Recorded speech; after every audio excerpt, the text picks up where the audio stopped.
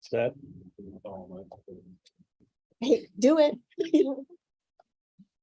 Few more seconds.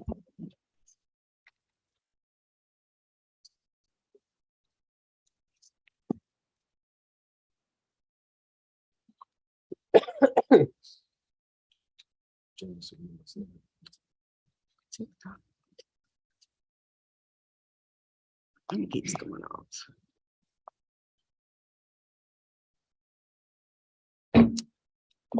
Good evening. Want to call this city council meeting to order, September 15th, 7 o'clock. I'm filling in for the mayor again this evening, and I look forward to his safe return by the next time we're gathered here. First item on the agenda to act on is the Pledge of Allegiance. So if you will, please join me.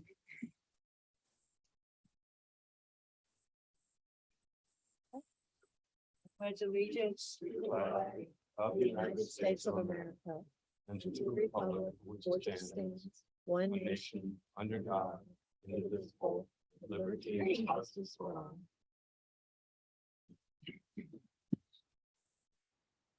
Thank you. Next on the agenda is consideration of the agenda. And I do know that Judy Goyette is listed for a presentation this evening, but she did let us know that she's not able to be with us. So hopefully she will reschedule and come visit us another time. That's all that I have. But do council members have any changes to make on the agenda? Okay, thank you. Otherwise, we will just approve the agenda as presented. There are no proclamations this evening, and we'll go on to presentations. And the first on that list is the Certificate of Achievement for our financial audit. Madam Vice Mayor, our finance director said she was a little bit shy about getting up and making a presentation tonight. This is a team effort, of course, in the finance department throughout the city to make sure that our financial report, our annual financial report, is very well done, provides all the information you and the citizens would like to know about our financial health and the services we provide to the public. It's transparent and the information is correct, of course. And this is the 29th year that we have received such an award from the Government Finance Officers Association.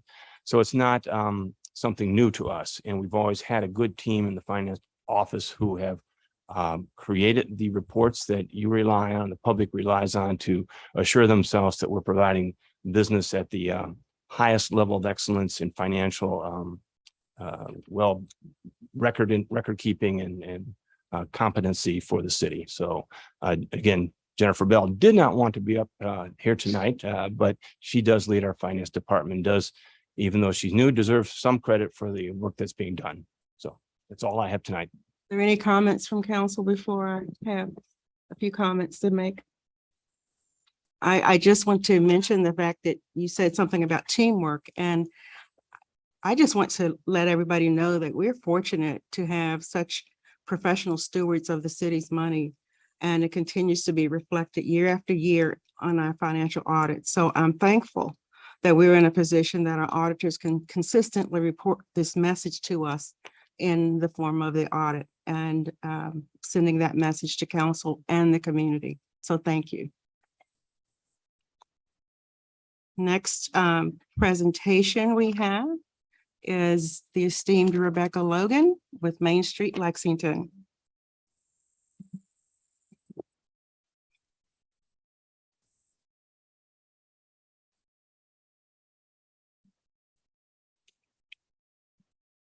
Good evening. Vice Mayor, thank you. Council members, manager, thank you so much. It's a pleasure to be here. I especially want to thank you all for reinstating our full funding this year, post-pandemic. It's very pleasant surprise, and it was really wonderful to have that little bit of extra income to get us on to the next level of our business. So, You pull the mic a little closer. can you not hear me? Is that better? Better, thank you. I'm usually really loud, so. Okay, so let's just start with Freedom Food Festival.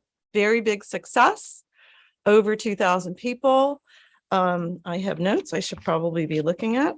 We distributed over $28,000 to 14 nonprofits. So it was very successful financially. And also what was fun about it, a lot of time involved in the designated outdoor refreshment area license, which is the first time we've used this. The city applied for the license, and Main Street worked with the steering committee of the Freedom Food Festival to allow that used for this event. It was a lot of work, but I think that we did a really good job, many hours talking to the restaurants to make sure that everybody was on board, understood the rules, and it went off without a hitch. And we got high marks from our ABC agent, Duff, which is always a good thing. So this was positive. Biggest children's bike parade that we've had ever, over 800 children and their families. Super fun. Really, it's always an exciting event. In August, we welcomed 375 cadets and their families to Lexington. I would have to say we mostly spoke to parents because the poor cadets were all wide-eyed and just coming into their situation. We shared our downtown map with the parents. We explained to them our gift certificate program, ways for them to send little fun packages to their cadets throughout the year. And we also told them about our upcoming events. At the community festival, rather than having a booth this year, we did a survey. Our promotions committee put together a survey, 5 quick questions that you scan this QR code that you see in front of you. We distributed that around the festival. Folks can scan it, answer 5 questions, and we captured some information. And we intend to do this on a more regular basis. This is something new for us. We are about to take a look at our goals for the next 1 year, 2 year, 5 years. We call them transformation strategies. The current strategies we have now are 5 years old. So we would like to engage into the community on a broader level so that we can actually make those goals to be to address the information that we're gathering over the next couple of months. Reach out to service businesses, retail businesses, churches, community at large, so that we're not creating goals in a vacuum. We welcome, I say we welcome, Main Street Lexington puts this event together. We call it Get Downtown, but really we have to thank our businesses because they stand outside their businesses for 2.5 hours as groups of students go by. They welcome them, they speak with them. Sometimes they give them little discounts, business cards. And I attended a fair at Washington and Lee just today, and half of the students that came up to speak with us said, we had so much fun at Get Downtown. Your businesses are so friendly. So I feel like it's a very important event. This was our 7th year. We do this because we had a senior on a committee 7 years ago, and they decided to have the committee meeting at Nico's, and he walked in and said, I didn't know this existed, after he had been here for 4 years. So we get our freshmen early and show them town. Summer sidewalk sale was fun. We sold bricks. We always continue to look for additional revenue for our organization, and bricks have become very popular. As we also sat out there for a couple of days, we had the very same community survey available and gathered some more information. Since May, we have welcomed 5 new businesses: Lex Nail Bar. Oh, I can't see it, but you can see it. Lexington. This is the ribbon cutting the chamber did. Coffee Corner is a Walker program cohort, Melissa Gooding. She is in the library 5 days a week, and sweet, wonderful. It's a really great spot, and her desserts are delicious. I suggest you try them out.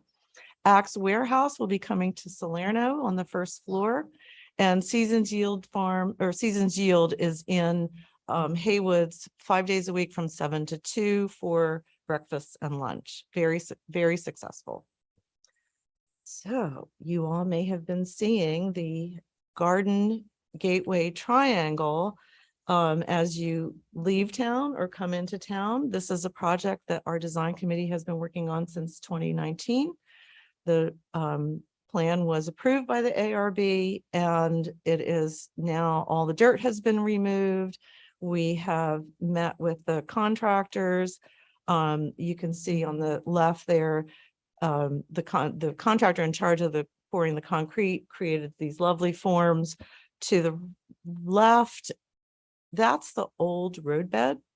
And so you understand why there's not much soil in that spot. So I think this is a very timely project. And we're kind of hoping that we can break up some of that concrete that you see there, but that is one more step. This is what it looks like now. We're waiting for the preformed raised concrete planters to go into these three spaces. You are looking from the south north. We will have pavers on what you see as concrete now. The planters will look something like this, and then anything outside the circle will be planted with sedum. We're not sure we're going to get to be able to do that this year because we're getting late into the season, and we don't want the sedum to not have a good chance to get established before the bad weather comes. I heard today that November they're expecting snow. I wasn't ready for that, but so the sedum is reserved. It's green in the summer, or in the spring. It has yellow flowers in the summer, and it turns red in the fall. And then we will have seasonal plantings in the raised beds as you see them, depending on the season, at least 4 times a year. If we don't have the opportunity to get plants in there for the winter, then we'll decorate them with greenery as we do with our downtown tree planters. Our Economic Vitality Committee is working on something that we're calling the Downtown Wayfinding Project. We've heard from people for a lot of years, we need kiosks. We need ways for folks to find their way around town. We all know our sidewalks are very narrow, and we have yet to figure out how to make that happen. So instead, we have created this QR code that we would like to put on light poles. I'm not sure that you have that in front of you. Jim and I just had a little side comment. This might be too big. We're not sure yet, but it will look very similar to this, where folks can just scan the QR code with their phone and find what is down the street in front of them. It's to help get people off of Main Street. It's to help them navigate where are restrooms, where's parking. We're working with tourism. This is a really nice situation because tourism has an app in place that they are still developing. And we got wind of it, and they said, oh, absolutely, we would love to work with you. So we've picked West Nelson Street as our trial. We're going to do one street as a trial with tourism. If it all works, then to the right, you see an image of what the tourism app looks like. We will be one of those squares, and it will say downtown Lexington rather than, obviously tourism is all of Rockbridge County. So we're trying to focus that people have an app, an opportunity within this app just to be seeing what's downtown. We're trying to also connect things like existing walks, the Righteous and Rascals. And I mean, there's all sorts of things that are already in place that we would like to have links to this app. So fingers crossed, we're both going to work on this and move forward. This year, we've handed out $3,500 in signs and awnings grants to all of these businesses. I have the Ladles and Linens and Shenandoah Attic up there because that awning just went up. They haven't had that awning up since last June, and they are so excited. So I just wanted to give them some love. These are the events that we will attend. I actually went to the community engagement fair with my staff today, which is how we heard from students saying they love the Get Downtown. We have a nonprofit showcase, a mounted unit fundraiser, the VMI Wellness Fair, I think is the, gosh, don't quote me, next week. And then the Newcomers Club, both the Chamber and Main Street will be there with the bags that we put together, offering welcome to staff and faculty new to Washington and Lee. And it's at the Outing Club, which is why you see that picture over by the pavilion in the back. Okay, get ready, folks. The holidays are almost here. Downtown trick or treat, Monday, the 31st of October from 3:30 to 5. And I did see that the Jackson Avenue folks are going to piggyback with us and continue on with their celebration in their neighborhood. Then we have the Candlelight Processional, which is basically the Friday evening after Thanksgiving from 5:30 to 7. Small Business Saturday is the next morning. We are going to offer free gift wrapping. And I did attend the Chamber Business after hours tonight and had a long talk with Bank of the James folks, and they have broader ideas for Small Business Saturday. So stay tuned. That's the same day we start our Love Lex Lotto. It's $1,000 shopping spree. It's really popular with the locals. They have to go around and get stickers on all of those squares that you see. And then just before, actually the first week in January, we pull one card and that person gets to spend $1,000, a cap of $250 to any one business, up to, obviously spending the $1,000. And we do this because January is a quiet, obviously very economically quiet month. Christmas parade. 3 people have called us since August. What's the theme? So we picked a theme, Sounds of the Season. We met last week and we are in the planning stages. It will open live registration for anyone involved in wanting to be in the parade. We'll start on the 1st of November. So, and then the very next morning is our fundraiser, the Jingle Bell Run, at 10:30. It's very popular. It's a fun 5K. We encourage costumes. And last but not least, you haven't been requested a street closure on this yet, but we will be doing the New Year's Eve ball drop. George Ugie, Ugo Benincasa, and Main Street Lexington are already working on plans. We're probably going to close the street and hopefully use the DORA license for this event. So, okay. Thanks, folks. Any questions? I know I threw a lot at you. Any questions? Anybody? I don't know how Lexington managed before Main Street Lexington. It's one of the best investments that we've made as a government body. The time and energy and funding that we made have been well worth it. And just keep on doing what you do. But I'm still waiting for those murals. I know we talked about that today in our design committee meeting. And I do want to put a little bug in your ear. Next year will be 10 years for Main Street Lexington. So we're thinking about a big party. And if you could see before and after photos from 2013, it will shock you. So thank you for the kind words. We appreciate that. Thank you. Here's a question. I attended the community festival Mhm. and during the day, and I've attended other festivals in other areas, some of which are done at night. And string lights along the street, and it changes the flavor completely. Plus, if it's a hot day, it's not hot at night typically. But has there ever been consideration of doing something at night on Main Street by stringing lights and having an open street? And maybe now that we've got this open drink container thing going on, that could coincide with that?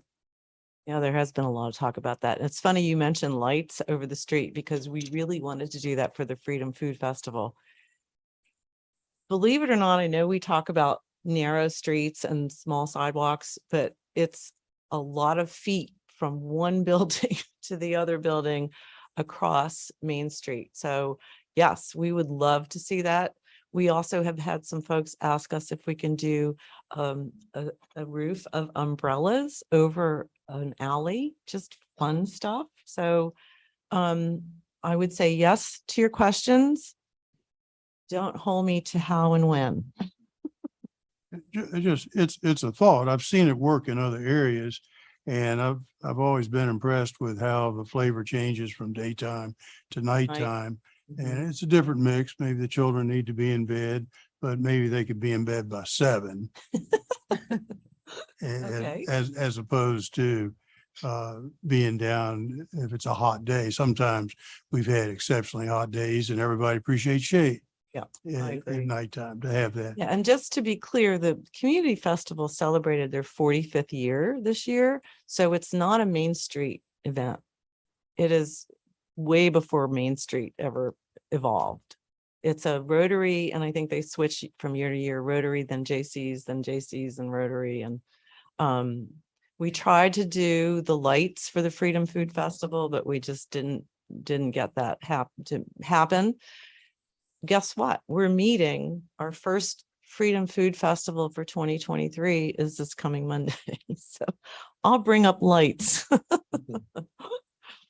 Well, now we know Mr. Alligood wants a party. Yeah. That's right. That's right. That's We need to get you on our committee. right. Nighttime, nighttime. I'm for nights, right? As long as it's before my bedtime. Okay. Thank you, Rebecca. Next, the city of Lexington was very fortunate to have a Washington and Lee University summer intern. And we would like to hear from Margaret Witkowski. Did I pronounce that right?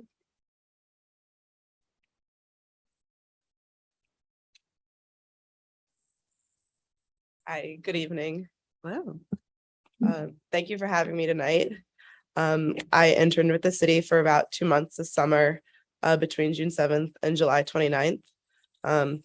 My job was to research and write grants for the city. Because of the deadlines for most of the grant applications, I was only able to write one grant. I helped the police department with their grant for their summer camp that they just held in early August. But I also created a list of grants that I believed would be the most beneficial for the city that they could start applying for in the next few years.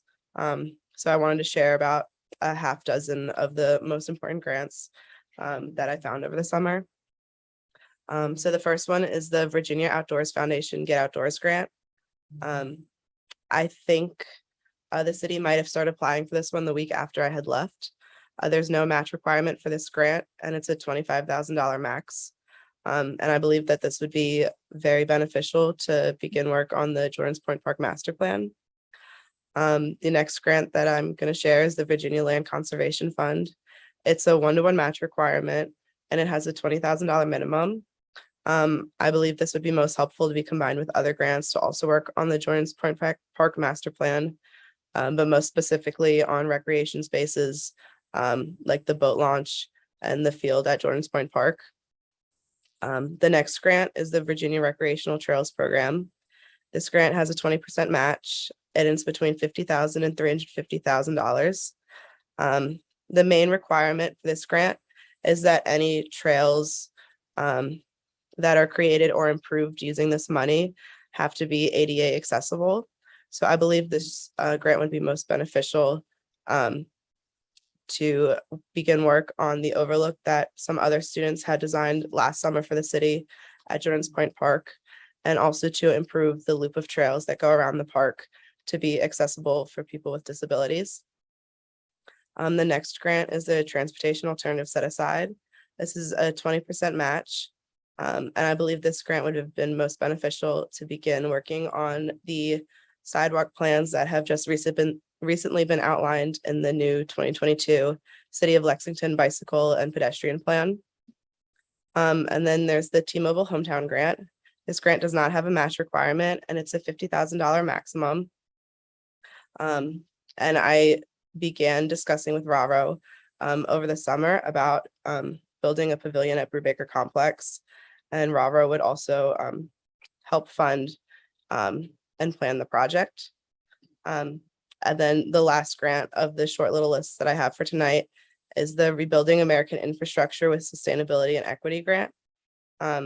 This grant does not have a match requirement, and it's $1 million minimum grant. This grant was the broadest application and had the least amount of requirements. So I believe that this grant would have been most helpful for some of the upcoming bridge improvement or replacements in the city's CIP. That's all that I have. Very impressive. Any comments? Just one, I'm glad to hear that there's possible funding available for Jordan's Point Park, because that's something that is on our strategic plan and that we'd all like to do. So we appreciate that and all your work you did for us.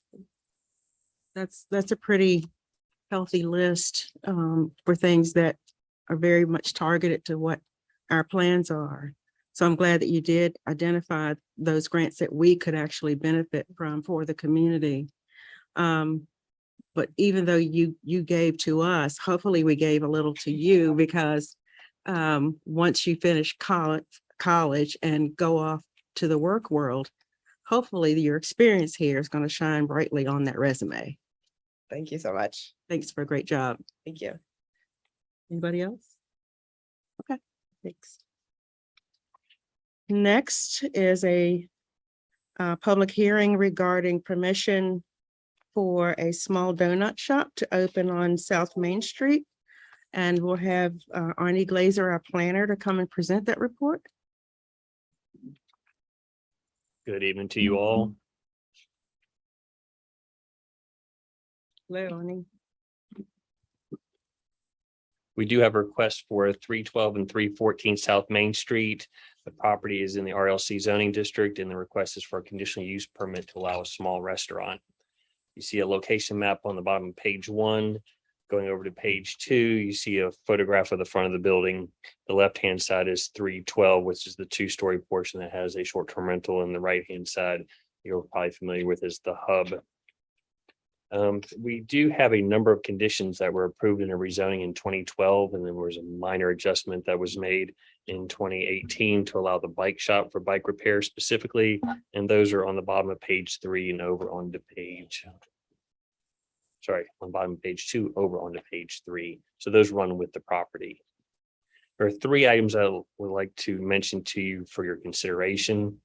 The first is the item or the definition of a small restaurant, which is an establishment engaged in the preparation of food and beverages containing no more than 2,000 gross square feet and characterized primarily by table service to customers in non-disposable containers. Typical uses include cafes, coffee shops, and eat-in delis. So a donut shop would be similar to those uses, but we have to focus a little bit on that characterized primarily by table service. The other thing, or the second item to mention, this is what you typically utilize for your criteria, and that's over on page 4, A, B, C, and D. So each of your conditional use permits, you decide whether or not the proposed use will be affected adversely by the health, safety, and welfare of persons residing or working in the neighborhood. The proposed use will not be detrimental to public health, safety, or welfare, or unduly injurious to property values. It would not be in conflict with the comp plan, and that there are adequate services available or will be available. And then number 3 below, sometimes I forget to mention that part to you, but the governing body shall also give due consideration to factors relevant to the findings required in subsection C above, which I just paraphrased quickly or reviewed, as well as to any other reasonable land use and zoning considerations as may be required by the nature of the proposed use, or as may otherwise be appropriate to effectuate the intent of this chapter. And the governing body shall designate such conditions as deemed necessary. So this conditional use permit, you can put conditions on the approval if it is approved. And then the last item to mention as far as those 3 considerations, in the staff recommendation, see the last sentence, staff also recommends that if there is an approval, that you may want to consider a no earlier than opening time. There's a closing time for restaurants specifically that I believe is 9 p.m. in condition 1E that runs with the property, but you may also want to consider a time that the business could not or open any earlier than. And to wrap up, this is a legislative decision. which gives you a wide latitude in your determination for this particular request or any other conditional use permit request. We just ask that whichever way you decide, if you're just very clear in the reasoning for your decision, because this, as most of the decisions, are appealable. So it just needs to be clear for the record. That's it for a presentation. I'm happy to answer any questions. Anybody? I have a question. At the planning commission, where this was considered, you had recommended approval for it. And as I recall, the planning commission did not approve. And the vote was, remind me what the vote was, 42 4-2 in favor of denial. in favor of denial, right?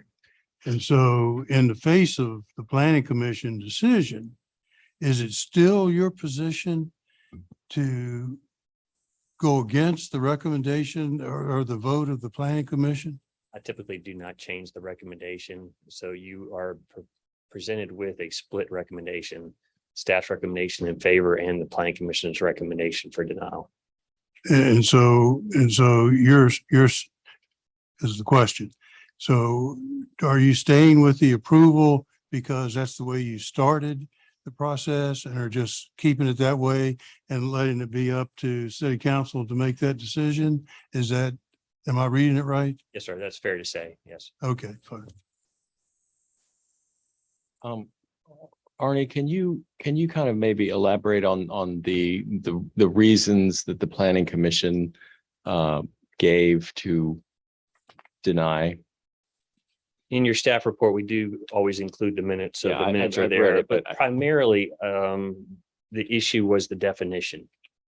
So even, and again, this gets back to latitude and legislative decision, but you have the ability just based on the definition alone to deny this, or you can also look at the condition or the criteria and conditions. So if we go back to the definition of a small restaurant, which says, and I'm going to focus on just the characterized primarily by table service to customers in non-disposable containers. So that was sort of the sticking point in that the narrative that Mr. Moody provided to us, which is included in your application materials, which says something to the effect that the bulk of the, I'm on page 19 of the report, sorry, that the bulk of there would be a few small tables to eat in customers, but the intention is that the bulk of sales be for offsite consumption. And then during the planning commission meeting specifically, I think he stated that there would be 95% takeout. So that's at least the definition. And I think that was the main reason for the planning commission to recommend denial for the four folks that recommended or voted in favor of the denial. I guess I'm trying to understand why that distinction is that important and why that necessarily makes this a better or worse establishment for that location. Is it a question of why there's so much emphasis on table service as opposed to takeout? I think that's something that we have in the code, and also look back to the code because I had the presumption that maybe this was somewhat of a reaction in the changes over time to a restaurant that came into town that was a franchise restaurant, and maybe that. But we also had the definition for restaurant prior to that that says restaurant is not exactly primarily by table service, but certainly made you think that there wasn't a whole lot of takeout allowed. So we just have a sort of a history in our definitions. And also, I think a little bit of reaction perhaps to that one particular restaurant, and maybe in the update when we started making a sort of distinction between specialty food and small restaurants and restaurants, that's just has carried through that we're not apparently big fans of takeout. Okay. I believe it was Mr. Driscoll who mentioned concerned about the parking on Main Street. I have to ask, I mean, what sorts of businesses could the owner of that building put in there by right? I mean,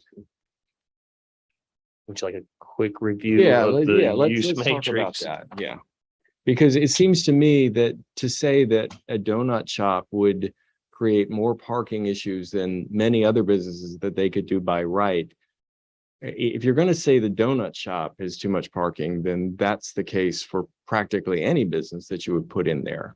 So I'm trying to parse the reasons other than, the letter of this indoor seating question that this was denied. Okay, I'm gonna just quickly read through in the RLC by right and conditional uses and let you know which ones are by right and conditional, and just sort of for the commercial type uses and not worry about the civic and Right, some of the right, other right, things, because I think we're talking mainly about commercial uses. A short-term rentals by right, a automobile repair service is conditional, bed and breakfast is by right, brewery or distillery is conditional, a business or trade school is conditional, business support service is conditional, catering off premise is by right, clinic is by right, commercial indoor amusement is by right, as is commercial indoor entertainment. Consumer repair service by right, custom manufacturing by right, daycare by right, family home daycare by right, farmers market by right, garden center by right, greenhouse commercial or commercial greenhouse is conditional, guidance service is by right, home occupation class A is by right, home occupation class B is conditional. And I still have another page to go. That's okay. You can, That enough? yeah, that's enough. I guess I was just trying to figure out, what sorts of businesses could go there without any. And you've given me a sense of that. So thanks. This isn't going to be terribly helpful, but maybe as an add-on, the property was zoned commercial in 2012. And I'm not sure what it was before that, but it was a split zoning. And the previous property owner negotiated with the surrounding properties and came up with those conditions that were referred to just quickly. At that time in the C1 zoning district, there would be no parking requirements. But yet they still came up with a requirement. I think it was 10 parking spaces in those conditions. So now that it was rezoned by the previous property owner to RLC, now we do have to consider parking. I would say that even with 10 parking spaces back there, and just sort of anecdotally by driving by in the mornings and other times, there are a lot of parking on street, even though we're not supposed to count on street parking. There's a lot of on-street parking on that side of South Main, particularly in front of the cemetery, that really gets utilized by these businesses a good bit. So yes, we're not really supposed to look at that. They are available and do get utilized by the businesses that have been in the hub.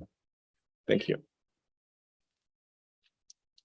Any more questions or comments? Arnie, was any of the discussion about the proposed business being injurious to property values or adversely affecting the health of anyone?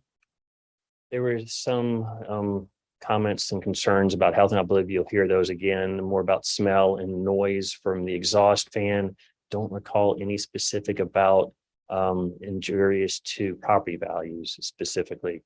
But again, I think we have most of the people that spoke to the planning commissioner here tonight. You'll probably hear similar testimony. And in your opinion, would a small restaurant be in accordance with our comprehensive plan in downtown and an ROC? Well, I'm not sure I have my map with me, but yes, in that I have to think about what the designation is there. But if the RLC is consistent, it has to be with the designation, then yes, a small restaurant, and those that are 2,000 square foot or less. And this is also, just to mention, 800 square feet. If you've been into that portion where the bike shop started, on that front right portion, that's not a very big space. So I can't imagine that something that's 800 square feet would, and allowed in an RLC, but conditional or by right, would be something that would be in violation of the comprehensive plan.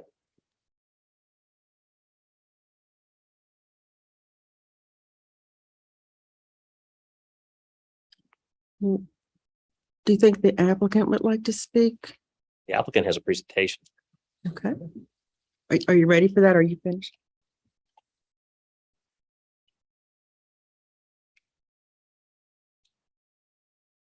There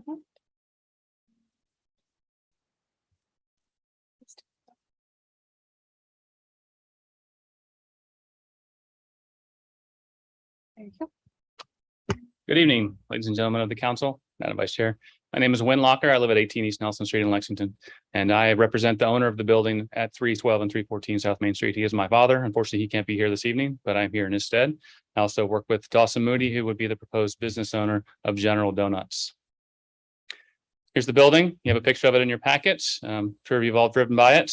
We purchased it in September of last year. Unfortunately, due to COVID and some shipping constraints, the bike store had to shut down in March, and the two front spaces have been vacant since that time. Fortunately, Lime Kiln came to us last month. They're going to be filling the front left space, and Dawson would like to put a donut shop in the front right space with your consideration. This is the site looking overhead. As you can see, the building is in the front. And it does not. Okay, so the building is in the front. On the right side, the original entrance was moved to the back of that property when it was sold to Rick Alford last year. And there's now an easement on the back of the property for entrance. There's also another secondary entrance to the left of the building back down to Main Street. There is space in the back for 10 parking spaces as by proffer. And there's also a small space for a dumpster in the back as well. The building itself was built in the 1960s as an expansion to the house built in about 1824.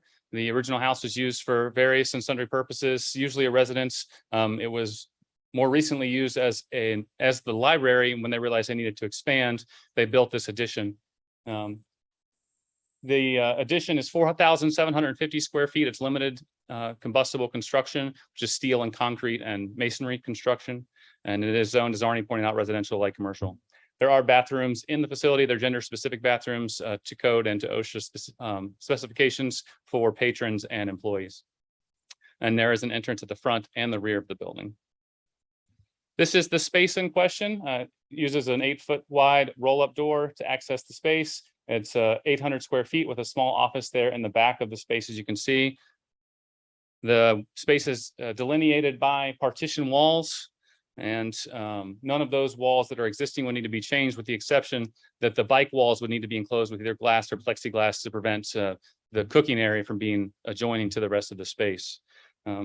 The alterations that we would need to complete would be to add a wall, which I'll show you on the next slide, in between the cooking area and the sales area. We would also, as I stated, cover the bicycle wheel wall.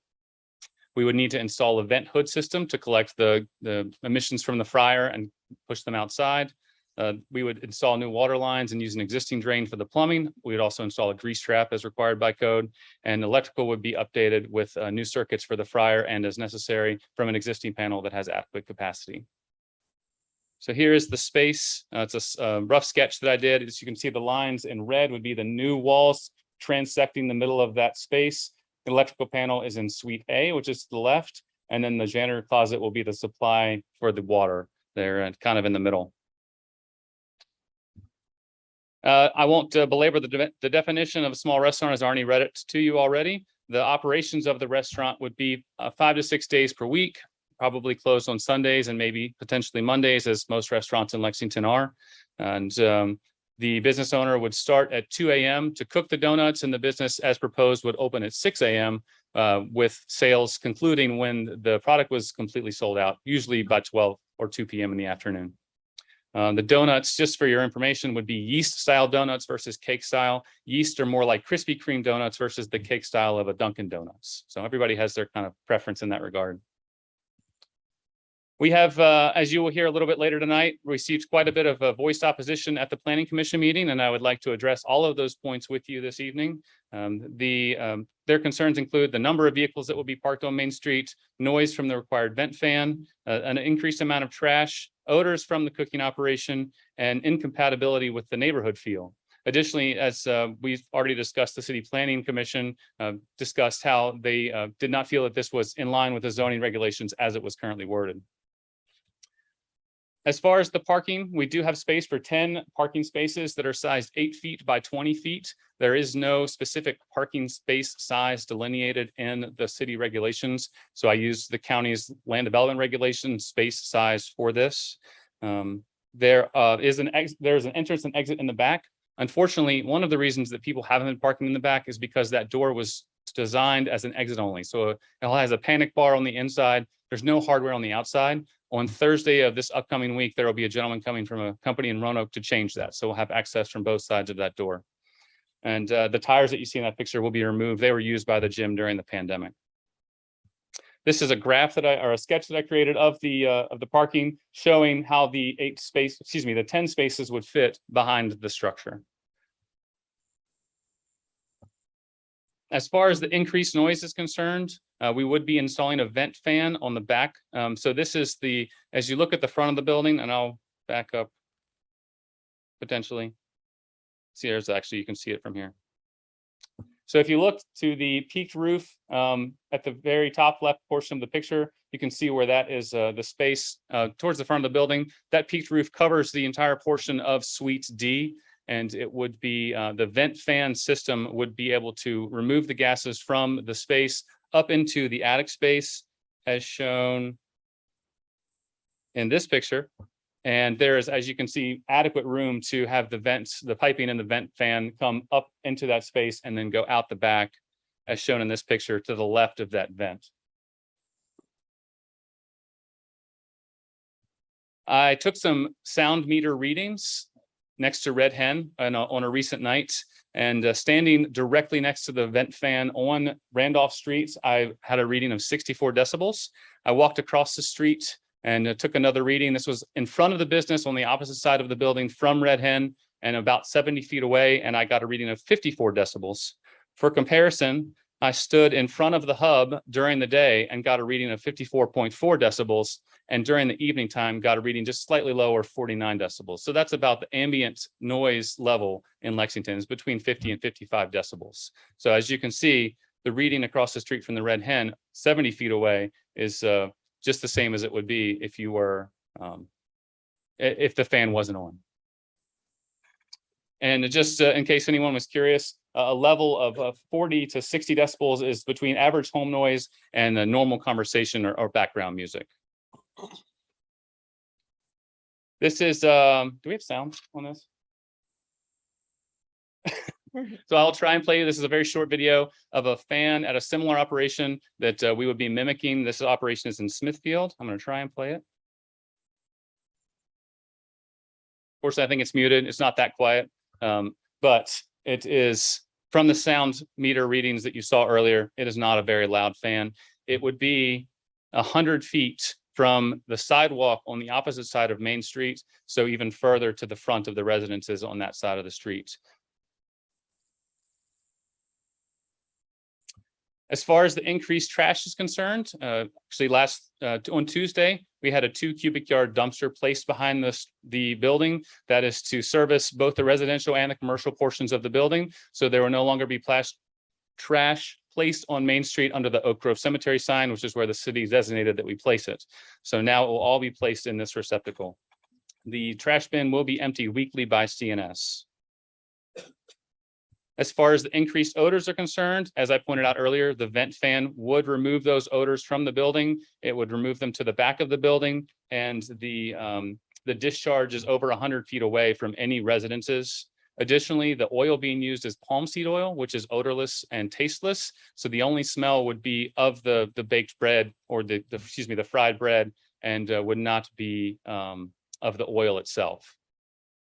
And just as an aside, since the subway was placed in service, there have been, and we discussed this at the Planning Commission meeting, there have been no documented complaints of the subway's fan noise or smells downtown to the city. As far as being incompatible with the neighborhood feel, the residential historic neighborhood overlay does not encompass 312 or 314 Main Street, nor any of the other buildings on the southeast side of the street. So as you're coming down Main Street, the right side of the street, and the only changes to that side of to our building would be the addition of a 2 feet diameter sign on the front of the building and the vent hood on the back of the building, which is very difficult to see from Main Street. I also did a little bit more research. With one exception, every restaurant in the central business district, which we admittedly are just outside of, all 24 of them, with the exception of the Red Hen, are adjacent to, below, or across the street from a residence or a hotel. Of the 10 other buildings along Main Street between McDowell and White Street, so we are number 11. 4 are owner-occupied residences. 1 is a church. 1 is owned by W&L parents who use it to visit their students who go to, or their children who go to W&L. And 4 are rentals. 3 of those are rentals that have been cut up and are used more than 4 spaces for W&L students and young professionals. So I ask you somewhat rhetorically what the character of a neighborhood is that's adjacent to a cemetery, that's transected by one of the busiest streets in Lexington, and that has only 4 primary residents living on it can be. As far as the zoning regulation wording, I believe that Mr. Ayers kind of discussed that with Arnie already. But I would like to point out that nearly half of all the restaurants in the city, the central business district, 11 of 24, in fact, expect patrons to come up to the counter and order food. Some of those do deliver it to the table, but some of those still provide it to you in a to-go container, whether or not you intend to eat it there or take it with you. And just as another point, many patrons that are in this post-pandemic climate still prefer to get their food to go. And until recently, many restaurants had spaces reserved outside of their businesses just for to-go parking. This is a letter that I sent, that I had I drafted, and I had several people sign in support of the restaurant, 47 people, in fact. It basically points out that the building was built as a commercial space. It's presently zoned as a commercial building, and that a donut shop is in keeping with the business plan of the city and all, excuse me, the comprehensive plan of the city and also the business plan of the building. And as I pointed out, several people signed that. There was also support from Matt Paxton, the editor of the News Gazette, who wrote a nice op-ed in the September 7th issue of the News Gazette. And many other folks have expressed verbal support of the business, and not only another business in Lexington, but also of General Donuts specifically. So the benefits include increased tax revenue for the city of Lexington. We estimate that the projected daily income of $2,400 to $2,800, excuse me, of $2,400 would produce between $2,800 and $3,500 per month in meals tax revenue to the city. The operation would also allow for the hiring of 1 full-time employee, and anecdotally or intangibly, having an additional business downtown would draw patrons to the area, to the top of Main Street, and to other businesses. In summary, a donut shop would be a welcome addition to Main Street and to Lexington. It would bring not only delicious donuts, but also tax revenue to the city, business goers to Main Street, and an employment opportunity to the area. This is an opportunity for the development of a new family-friendly business in the downtown area. And the concerns that I pointed out earlier were all addressed in this presentation. And I would like to tie back into Rebecca's presentation and point out that the hub of 314 South Main Street is the starting point for the bike parade every year. And how cool would it be if those kids got to eat a donut before they hit the road? So, and that's all I have for you, unless you have any questions. And I think Dawson would be happy to answer any questions as well. Any questions for Mr. Locker? Comments? I have a question for, maybe Dawson might be a better person to answer, but so if you're projecting, based on your sales projection, how many dozen donuts a day do you expect to sell? Probably 100, 150. Okay. What I hope. Yeah, right. I have one question, maybe more of a comment. I'm trying to imagine, I'm trying to imagine the placement of a donut shop next to a fitness studio. It seems like an odd mix. I mean, and it's not my place to say what you as a landlord or what your tenants want to do, but I just, does that concern you at all for your other tenant, I guess? It's a discussion that I've had with both of the owners of Flex Fitness. They have remained, I don't want to use the word ambivalent, that seems a little negative, but neutral as far as the conditional use permit has been concerned. I think they are for business and development, and reserved in their comments to the negative. Thank you. It may generate more business for It them. could be symbiotic as well. Anyone else? Do you think that customers will come in the front or in the back door generally? Truly, I believe that once we have the door corrected and we have the parking open in the back, that will be more for employees, business owners, especially with Lime Kiln. They have several people who come in and out who work with them during the day, and gym goers, since that space is in the back of the building. It's more convenient for the gym goers to come in since the gym is right there. It would be my, I guess, assumption that someone who's stopping for 5 minutes to get a dozen donuts is going to park on Main Street, walk inside, get what they want, and then come back out.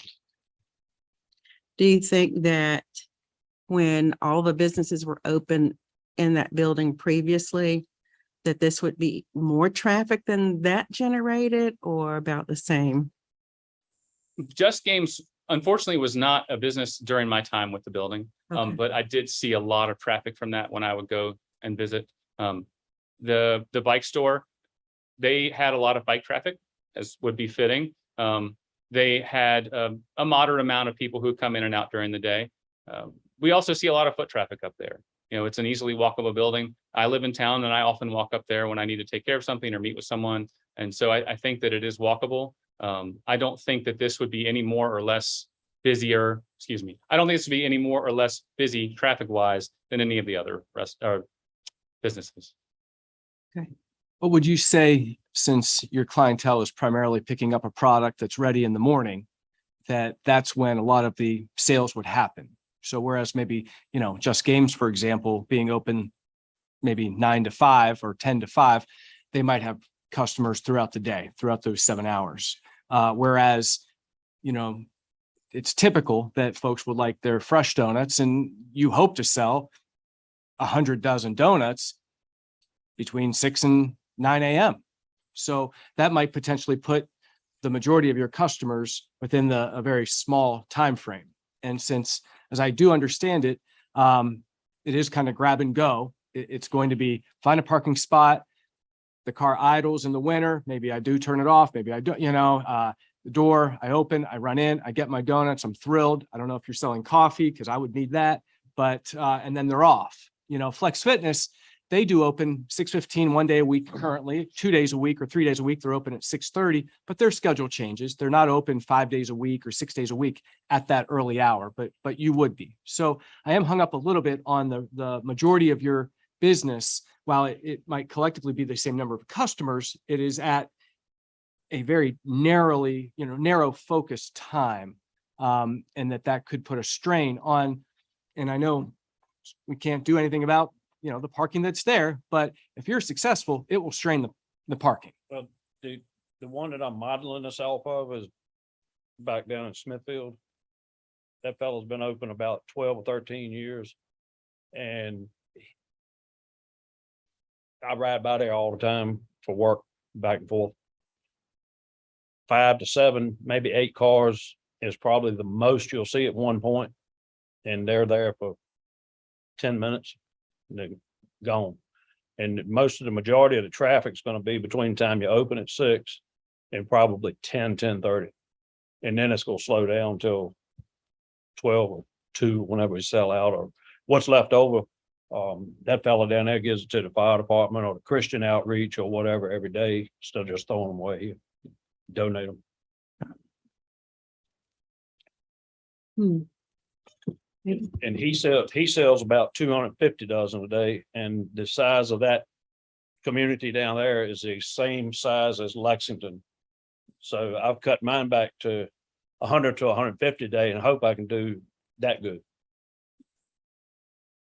I would hate to, you know, grant a CUP, but then hope that your business doesn't take off. Like have this fear that it take off, and you do that 250 dozen a day, and that be a strain on the neighborhood. You know, it would be counterintuitive to me, hoping for your success, as I hope for everyone's, you know, success in Lexington. Going back to the number of cars, he's doing 250 a day. So he's got, you know, 5 to 7, 8 cars there at one point.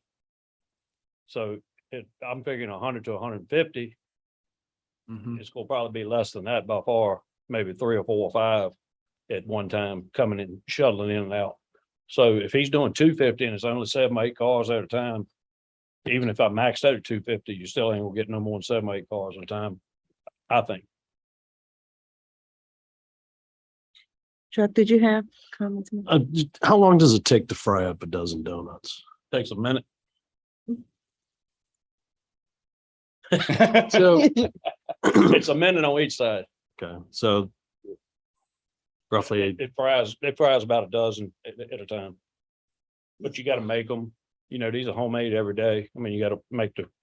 I'm just trying to address the noise concern about the hood.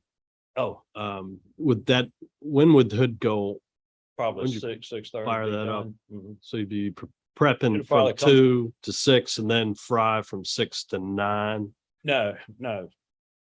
The hood would probably come on about probably 3 or 3:30 and be done by 6. Okay.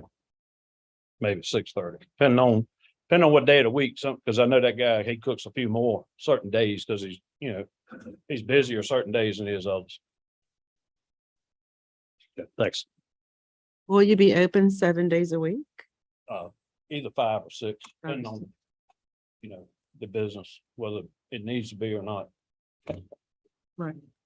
And the location in Smithfield, Yes, ma'am. does it have competition like you would have a few blocks away? Well, they got a Down the Dunkin' street. Donuts Okay, about, probably 3 miles from there. okay, They got a convenience store across the street sells Krispy Kreme. okay. 7-Eleven down the street sells Krispy Kreme like a block away. Yes, they do have some competition, yes. Okay. And it sits, which I took some pictures. I don't know if he got them or not, but I took some pictures of the place or video, and it sits in a residential. There's houses left to right and behind. Okay. And that video he had, I got out of the car to video it and I couldn't even hear the fan running. I mean, I had to really listen to hear it. When I worked out of town, I worked across the road from Little Debbie factory. Those were some wonderful smells at 5 or 6 o'clock in the morning. Yeah. But that was in an industrial area. Right. I'm just not sure if that smell would be welcome on every day in a residential area. Your thoughts on that? Well, I think Little Debbie has a much larger operation than we could dream of. Oh, yeah, yeah. but Yeah, it I might be I concentrated. mean, I go by that place quite frequently. I don't stop in there and eat or nothing like that frequently, but I go by there. And on nice days, I got my window down and so forth, and I go to work at 6 in the morning and I mean, quite frankly, I've never even smelled. With the fan going? Yes, ma'am. Okay. I grew up in an area where there was a Skippy peanut butter factory, Smell good too, then. and roasted peanuts, pretty good. Yeah. And they're 7 days a week, You like that? making a lot of peanut butter. That's right. In there. Well, I live in Smithfield for the most part, but I have a home here and I've been here for 60 years. My mother was from here, my grandparents were from here, so I've been coming since I was born. But for the most part, I live in Smithfield, which is the ham capital of the world, so I get to smell bacon cooking every day all over the whole town. And that's 7 days a week. So are there any other questions for the applicant or for staff? Before the public hearing starts? I have one for staff, and Arnie, you may have said this. If you did, I'm sorry I didn't hear it. How many other small restaurants do we have in RLC? All right, I do not know the answer to that off the top of my head. I did not look that up or research through. I cannot say how many small restaurants we have in RLC. Okay. And that's also a fairly new definition Mhm. in the 2016, 2017 update. And off the top of my head, I cannot recall any new ones, but don't hold me to that. There was Arnie, there was mention made during the planning commission meeting about the definition and how it might apply to certain other restaurants locally. Am I reading that right? Am I repeating that correctly? And wonder, I think I'm repeating it correctly, but how does that fit this situation? If it raises questions about, I'm just going to say, treating all people fairly. I would always suggest that you look at this on a case by case basis, but to somewhat answer your question, it's all the new restaurants. So the ones that we already have, let's say we had a restaurant and it's not 2,000 square feet or greater, and it's just sort of grandfathered in with whatever the rules and regulations it had before, if it had something about takeout or if it didn't have something, limitations on takeout. So we would only really be concerned about new small restaurants that are in RLC zoning districts. And as they come in, we have to treat those as a conditional use permits and equally. But we're not going to retroactively go look at a whole bunch of restaurants and figure out receipts, what's takeout, what's not percentage. Thank you. That it?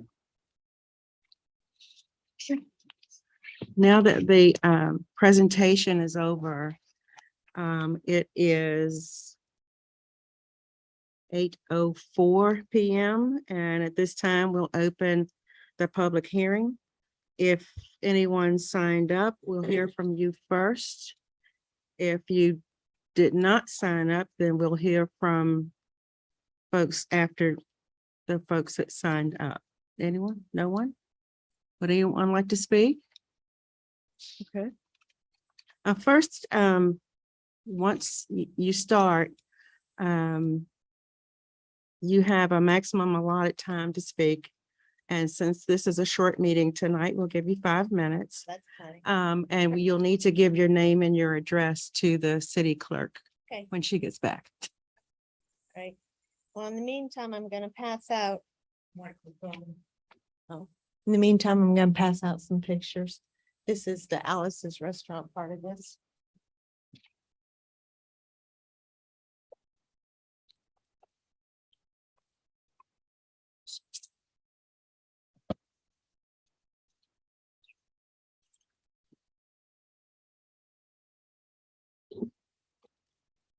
This picture was taken this past Monday morning at 7 a.m. Those are cars that have shown up for an exercise class at Flex Fitness. They were there until after 8 o'clock. In the one looking down towards, excuse me, downtown, it would appear maybe on the left that there might be a spot. There's a fire hydrant there. If you look in the other direction, where it appears there might be a spot on the left, that's an alley. So there would be, excuse me, on that block, possibly one parking spot between the hours of 7 until after 8, which would be prime donut time. Also, the hours for the shop overlap with the main traffic on Main Street. It's a busy street at that time in the morning. And the fact that these people, 5 cars, 10 cars, or whatever, are going to be trying to find a spot to park at that time of morning, I think it's a problem. I think parking is a problem. You know, and it comes back to, and I don't want anybody to think that the people from the neighborhood are not for a vibrant Lexington. That's not the question. This is a residential area. Also, Flex Fitness has been a great business.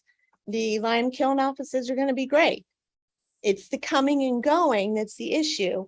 And we are for a thriving downtown, but we also want to see our historic residential neighborhood keep its quality and character.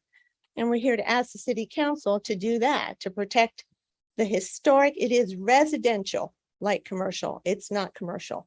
There's a residential component to it. And we've been over the definition of small restaurant, characterized primarily. I just want to, this is kind of back in the napkin computation, but if you use the projection of $2,400 a day, that's 1,900 donuts a day. And if you stick to the definition of characterized primarily to mean 50% or more, that's 700 to 900 donuts served inside that 800-foot space. And I think it's important that you stick to the definition as it is. My understanding is if that definition is to be changed, that requires more petitions, hearings. You all know the process. I don't. So in light of all these things, I ask that you deny the conditional use permit. Thank you. Ma'am, can we get your name and address? Sorry.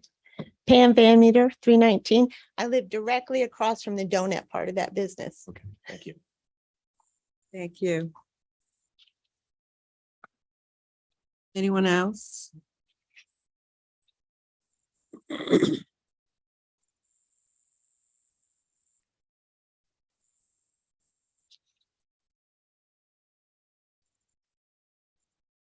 Hi, Gladys Hopkins, 317 South Main Street, directly across the street.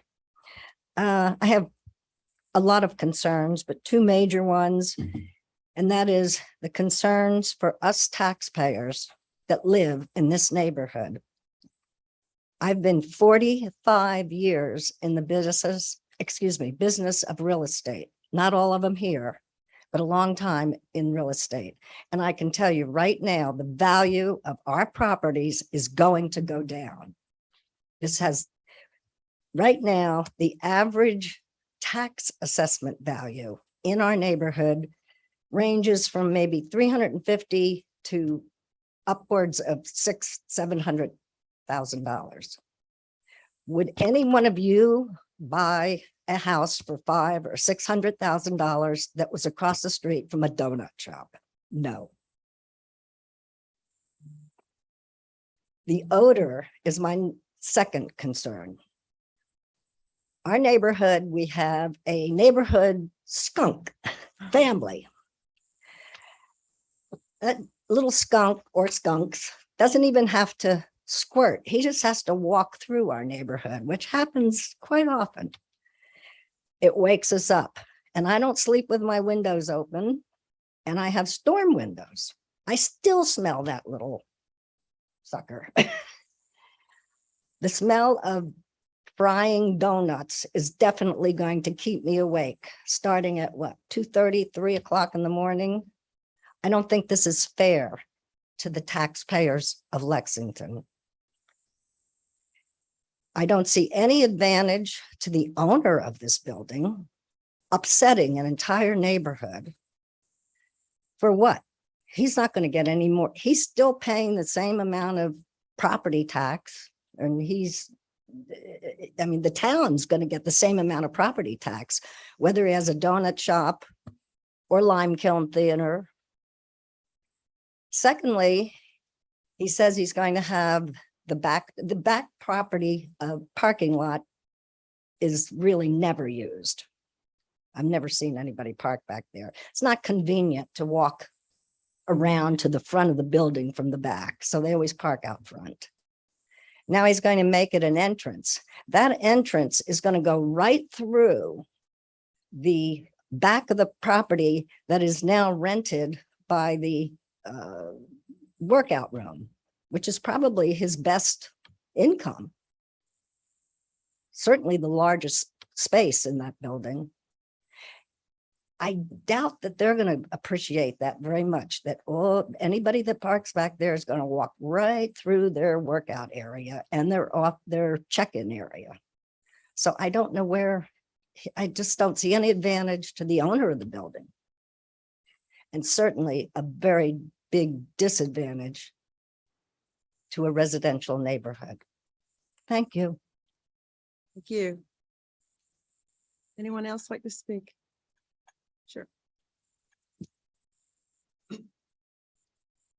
Hi, I am Matt Waldron. I live at 16 Maple Lane, just here in Lexington. Been here about 4 years or so. So I wanted to also offer my opinion on this and to say that I agree with the Planning Commission decision to deny the conditional use permit. And the first speaker was hinting at and talking about some of the things that I had been looking at too, in terms of the traffic. And I'm talking about customer traffic in and out of the building. One of the things that the applicant really didn't do in terms of the Planning Commission a session and also with this session is really talk about where is first of all, the demand, what's the traffic going to look like and all of that. So if you just do some math, and I did some of that math, you're looking at about 700 or 500 or so individual trips in and out of the building, which is quite a lot of traffic. Also went and looked at Krispy Kreme's 10K and SEC filing. In a Krispy Kreme store, they have like 360 of them. They make about $2 million in gross revenue, $2.4 million in gross revenue a year. And so this operation, if you calculate it, it's going to make $686,000 in gross revenue at $2,400 a day, assuming about 5.5 days, if you just take the average. So the numbers to me are just really in question. I know you're not here to analyze the business aspect, the plan of it, the business owners taking the risk. But if you look at the tax number, obviously, if you're thinking, well, that's great tax revenue, yes, it is for the city. But that's not going to happen right away. We know that that's on their best day will be 2,400. Maybe they build up to Smithfield levels, but that's something that I think ought to be looked at. And I'll just very quickly say that my wife and I walk every day down Main Street, and we pass through the neighborhoods that these folks home are on, and they take great care of those properties, and they're good stewards of those properties. And to listen to their voice in terms of a donut shop being across from their property, I'm surprised that people aren't here from a street more over talking about that. I live not far from Kenny Burger, and there are days when you can smell Kenny Burger as much as you might like fried chicken. You get tired of smelling fried chicken every once in a while. If that wind's blowing right, you're going to smell it. And so I do believe these folks are going to have those smells coming through on a regular basis. And so I would strongly urge the city council to deny the conditional use permit that they're requesting, and throw your support behind the folks that are maintaining the homes in those neighborhoods in the way that the city should be proud of. Thank you. Thank you.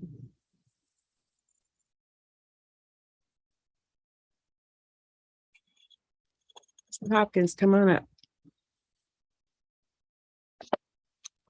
My name is Robert Hopkins. I live at 317 South Main Street, which is across the street from the subject property.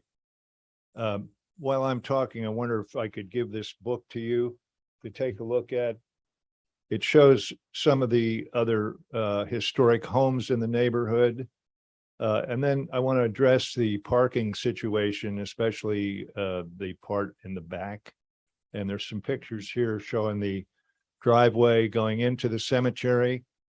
Most people don't know this, but half of that road that takes you into the cemetery belongs to the property owner, Rick Alford, which is the adjoining property to 314 subject property. So it's not as wide a road by any means as you think it is. And then a trash truck or the people that are going to park in the back, as you'll see here, have to make a sharp 90-degree turn on a little 10-foot gravel road that takes you back to the parking lot in the back. And then when they leave, there's an alleyway. It's actually a driveway for the house, probably, I don't know the number for sure, probably 310 South Main Street. The whole thing is only 9.5 feet wide, but there's a tree with a bunch of branches growing across it that takes off another foot or so. And you can see the picture here in this road, but trash vehicles and a lot of other vehicle traffic for parking is not going to be very easy to get around, especially in the dark if they're buying donuts at that early hour. And the last picture, as you come out of that driveway onto Main Street, you have to look left for traffic. And you have to put the nose of your vehicle out almost into the street before you can safely, determine whether there's a car coming or not. So there's a safety issue there too.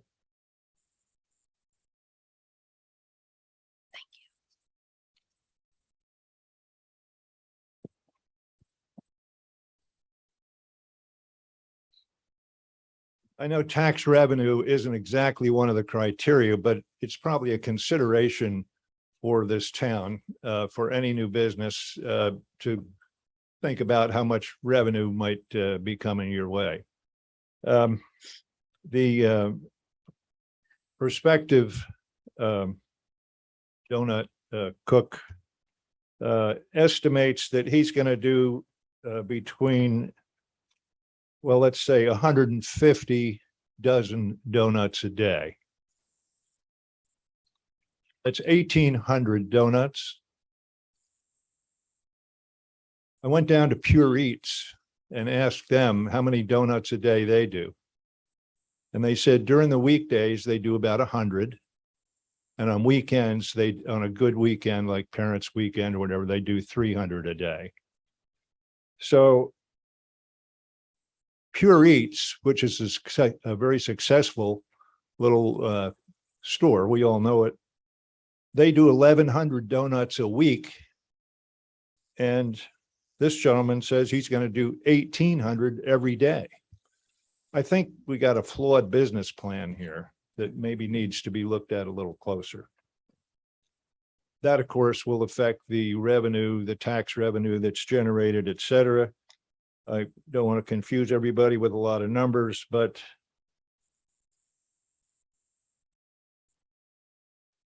he's going to have to do about $54,000 a month in gross sales in order to do that, and it just doesn't add up. Anyway. 10 parking places. There are 3 businesses in this building. Is that 10 parking places for each business? Or 10 for all 3?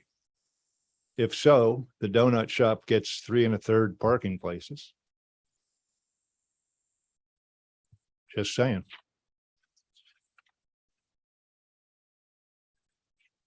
I think most of the objections are probably 3 of them: the parking,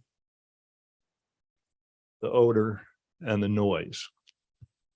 I'm going to add a 4th one, and that is that a donut shop does not fit in a historic residential neighborhood that the city of Lexington has designated as such.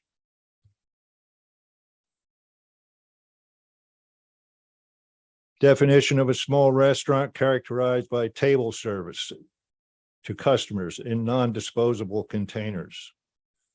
This is primarily going to be in disposable containers and non-sit-down customers.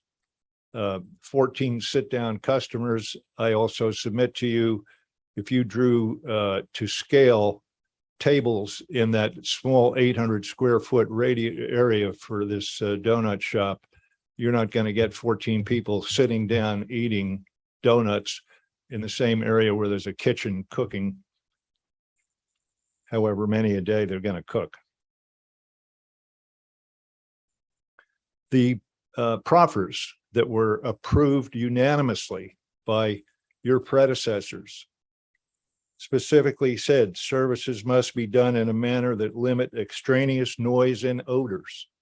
That's G, or paragraph 1G on page 4 of your agenda item report.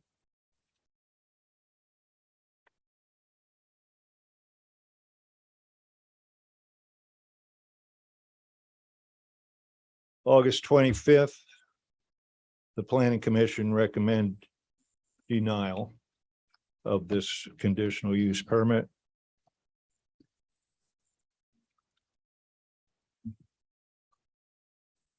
Again, on page 11, there's a list of the proffers there, but for some reason, under number 7, the elimination of noise and odors was left off of that page.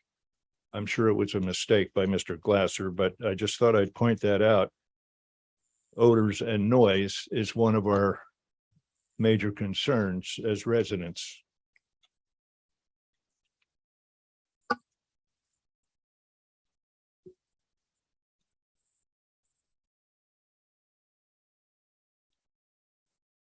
Again, I want to just remind you about what the estimate was from Pure Eats, 100 a day versus, what did I say, 1,100 a day? It doesn't sound reasonable. I recommend, or I hope you folks will vote against this conditional use permit. Thank you. Thank you. Any other speakers this evening? Come on up, Ms. Hintz. Hello, I'm Michelle Hens. I live at 106 West Preston Street in Lexington. So I think the previous speakers have really touched on parking and the business plan being flawed. I think Mr. Hopkins made a very valid point and did his homework about checking with Pure Eats. As you recall, years ago, Pure Eats opened up as a donut shop and it wasn't viable. So they added other things like hamburgers, eventually beer. And so now it's a great thriving restaurant. But just being a donut shop is not going to cut it. And I wish the owner all kinds of success, but I don't think this location is appropriate. I do want to also say that, so no one really mentioned the cooking part. It was in, I think, in the ordinance about specialty restaurants, and it talked about like an ice cream shop or a coffee shop. But now you're introducing a fryer, and to me, that's cooking. And once you introduce a fryer, you can also cook not only donuts, you can cook fried chicken, you could cook fried oysters, you could do a turkey. There's many, many, many things. And so when you think about a business that has to thrive and be viable, you can't just make it on donuts. So does that mean that this gentleman's going to have to introduce other things to make this work? And I don't think this is really the right location for that kind of thing. And also there was mention in the minutes of the Planning Commission meeting that, oh, you know, there's no smell or noises or complaints coming from Pure Eats. Well, number one, that's in a commercial district, not in a residential district like this area. And I do go walking in the morning, and I walk down Pure Eats yesterday morning at around 6:15, and you do smell the grease in the donuts. It's not terrible, but honestly, that's in a commercial area. So if I lived across the street, I don't think I want to be smelling that at 6:15 in the morning. And so there is a smell, and I don't think, you know, that comment meant that that person didn't do their homework. You just have to walk by and you'll smell it. So anyway, I just wanted to make a point of that. I just think that, you know, this is just the wrong place for that kind of business. Thanks. Thanks, Michelle.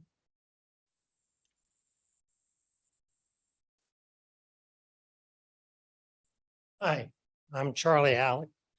I live at 321 South Main Street, which once again is one of the homes across from the building we're talking about. I bought that property 10 years ago this month, and it was an empty, closed library.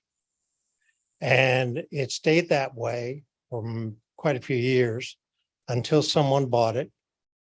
And at that point, we started a go-round of meetings discussing the businesses that have gone in. This is the third go-round that I've been to where they wanted to put property in there or put a business in there that didn't exactly match what was stated.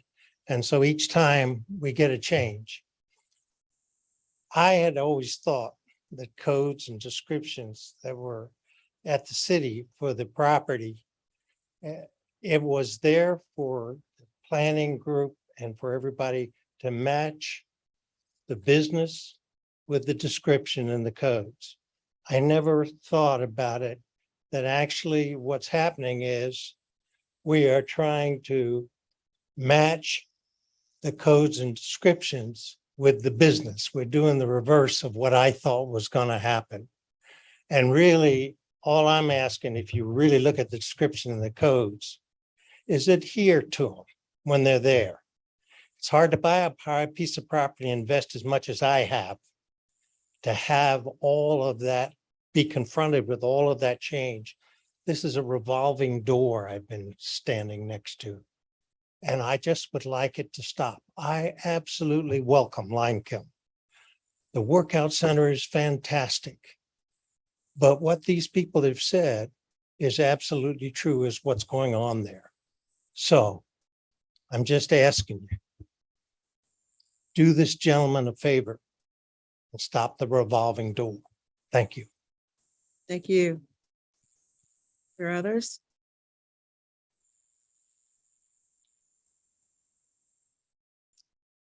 Yes, Mr. Johanning.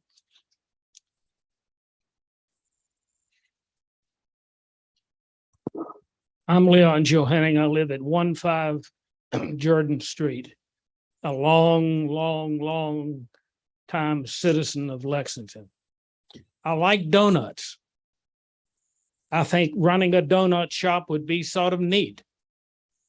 But this is in a residential neighborhood and the taxes don't seem to be going down.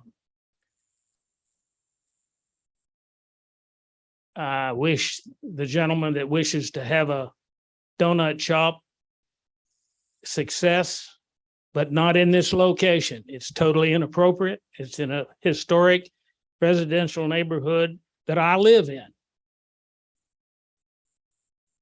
So put that in the computer and see how it comes out, please. Anyone else? Yes, ma'am.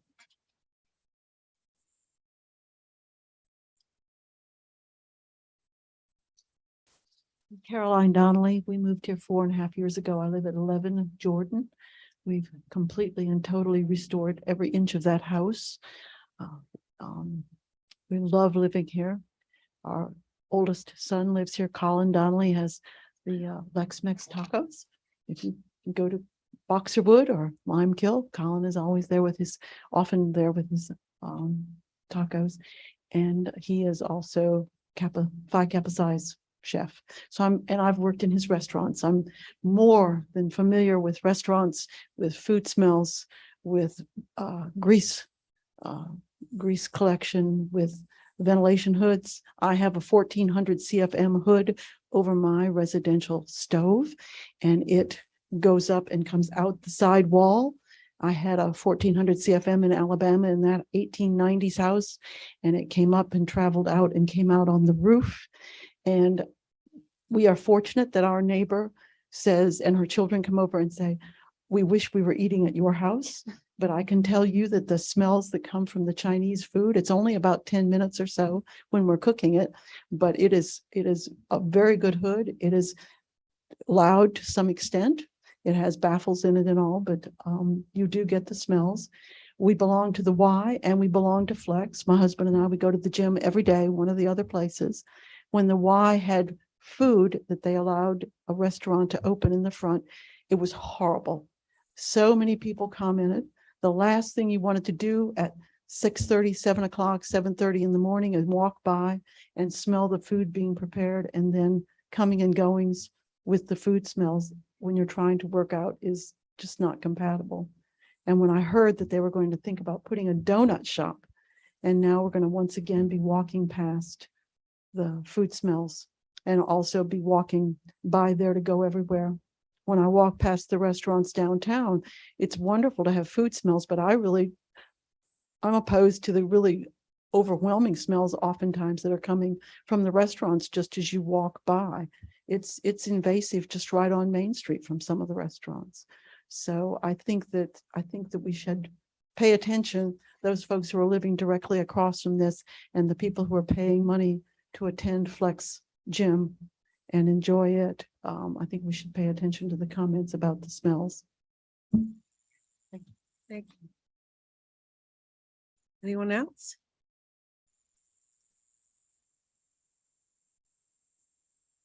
No one? Okay. Since there's no one else here to speak this evening, I shall close the public hearing at 8:32 p.m. And now it's time to ask for council's consideration on this matter and call on council members to speak about this and have open discussion about it so that we can make a decision. Anyone? I served on planning commission before I was elected to council and served as planning commission's liaison to council. And I've been through this process a number of times where you have a conditional use permit application in a residential neighborhood, and not RLC, but it came down to the best fit for the neighborhood and for the applicant. And eventually a better solution was found for all parties involved. I feel this is along the same situation. And to Mr. Halleck's point, and this is where we draw the line, or where I draw the line, when you have a definition of a small restaurant is characterized primarily by table service to customers in non-disposable containers. Admittedly, the applicant has said it's not the case. The business plan and all that, I can't speak to that. That's entrepreneurship. That is what drives this economy, especially locally. I've lived it. But unless the zoning changes to RLC of what small restaurants are, this goes against the definition of what is applicable to this property. And as a result, I can't support the permit. Any other comments? David? I'm very cautious criticizing someone's business plan when they're willing to put their own funds into it and they think it can be successful. I'm sure that there's lots of people that have made a lot of money with a plan that others look down upon initially. I love Lexington because my goal is that Lexington welcomes new business owners and tries to work with them. And in 2017, this exact space, this exact section of the building was zoned commercial. Just 5 years ago, it was zoned commercial, and the neighbors fought to keep it zoned commercial. They didn't want it zoned residential like commercial, but a compromise occurred. And we received a letter that was signed by neighbors and the property owner, and it worked out. A compromise occurred. And so I always like it when neighbors talk to each other and they come to a consensus. I'm also cautious about talking about noise. Just a residential air conditioner, which a lot of people have outside their house, and a lot of people have neighbors that are really close to each other.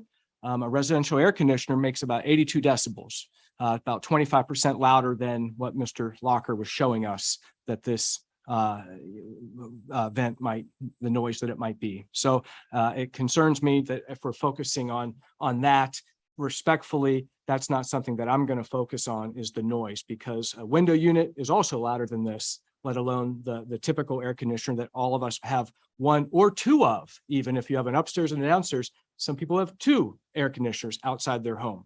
And a lot of those air conditioners are close to your neighbors. And I'm sure your neighbor doesn't mind that noise. But honestly, what it comes down to for me is, again, the definition of a small restaurant. I'm going to go by the book. I'm not going to take the emotion. I'm going to go by the book here with the definition. And our planning commission is educated. They're trained. These are the definitions that we agreed upon when we did the zoning update.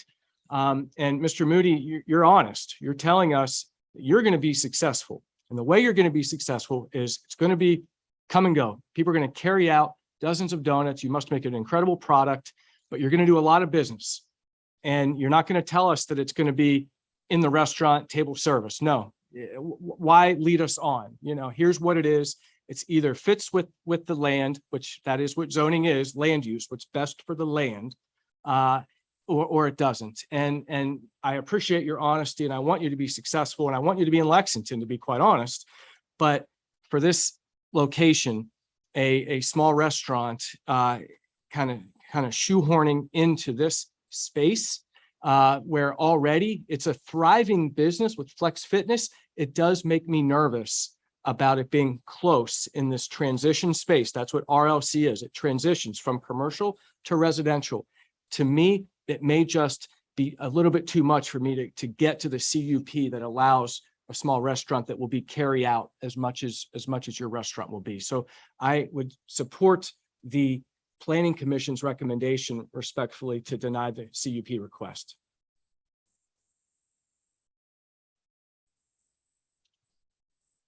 Anyone else? I too support the planning commission's position on this. It's the RLC zoning, and it's the definition that is hanging me up as well. Had it stayed C1, we wouldn't be having this discussion. And, but it didn't, it changed and there was a compromise. And I think that Lexington could stand this business, but in this particular location, I can't support it. So therefore I support the planning commission recommendation that it took most recently. I think I'm gonna go the other way on this, although it probably won't matter, but I would grant this application and I feel that the landowner could put lots of things in there. It's a very strange location. You know, what business would fit there? And if it's not this, which to me seems like a light commercial venture, it's eventually going to be something else, and it may be something that the neighbors like less than a donut shop. I don't know, but so I would probably veer in the opposite direction and grant this application. That's where I stand. Thank you, Dennis. Yeah. Okay. I had, mixed feelings about this because when I worked in Roanoke, on Franklin Road, it was very close to the historic district, residential area. And back in those days, they were allowing businesses to be mixed into that neighborhood. And it's a beautiful neighborhood, but that's Roanoke. This is Lexington. And I've been seeing over the years how our historic neighborhoods have been transforming to things that are not identifiable as to what the neighborhoods are supposed to be for families and to live peacefully and comfortably, that kind of thing. And at the same time, I'm very supportive of entrepreneurial experiences and would want to support this business so that you're another viable business in the city of Lexington. Is this the right location? Probably not. It's in a historic neighborhood. It's beside a historic cemetery. And I think that it sends a particular message that might not be conducive to the peacefulness of that particular block. I would love to see that business in Lexington someplace else. And I'm hoping that, you would be successful in finding a different location that's actually would give you possibly more traffic than being on that end of a one-way street. It might not generate the traffic that you're looking for being a food establishment. How much people are going to travel out of their way to get there to pick up donuts. I can't wait to see you be successful here in Lexington someplace. And I hope that you will seek that out. Mr. Locker, you're very popular in Lexington, and I know that you will find another business that would want to go into that spot. I'm just not sure that this is the right situation for that block of Main Street.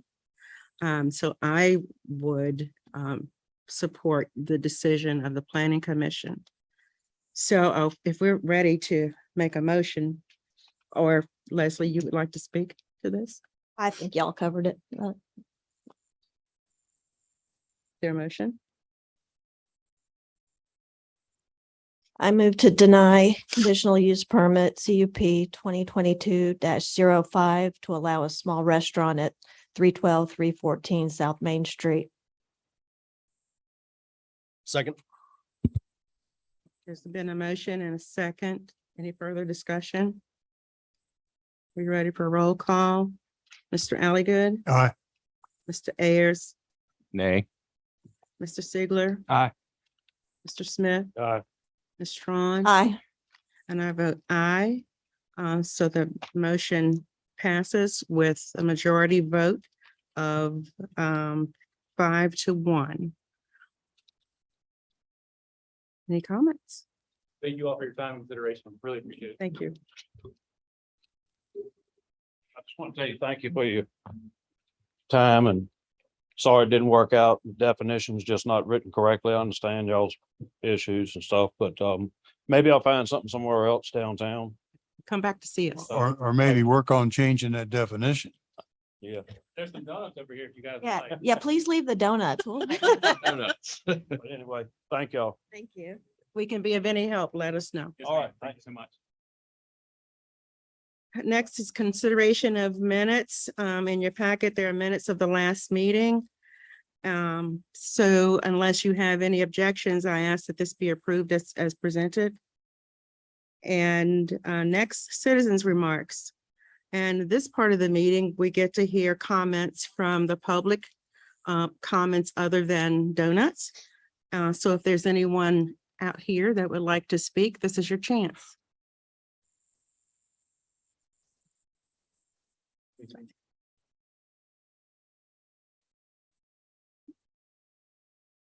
All right, I'll close comments at 8:45. Thank you. And we don't have any items on the consent agenda this evening. I'm not aware of any unfinished business, so let's move on to more discussion about the amending the property maintenance codes. That, Mr. Hallis, you're up. No, ma'am, that's for a future agenda. If you look at that, that's just a placeholder. Oh, okay. Okay. We don't want to forget about it. Oh, okay. No problem. So we're on to reports and communications of our boards and commissions. And first up would be Mr. Smith for the Blue Ridge Resources Authority. Blue Ridge Resource Authority met on Monday. Just a quick report. Everything is steady as she goes. We're installing the carpeting and bag trash in cell 2 so we can start accepting more construction and demolition material that would otherwise puncture the liner. The carpeting and bag trash is laid down on as a barrier between the rougher material that might puncture the liner. So it's a good thing we have a big, huge carpet factory in Rockbridge County, which makes that possible. So that's about it. Questions? No questions? Okay, Ms. Strawn for Main Street, Lexington. No report. I think Rebecca covered everything. She did.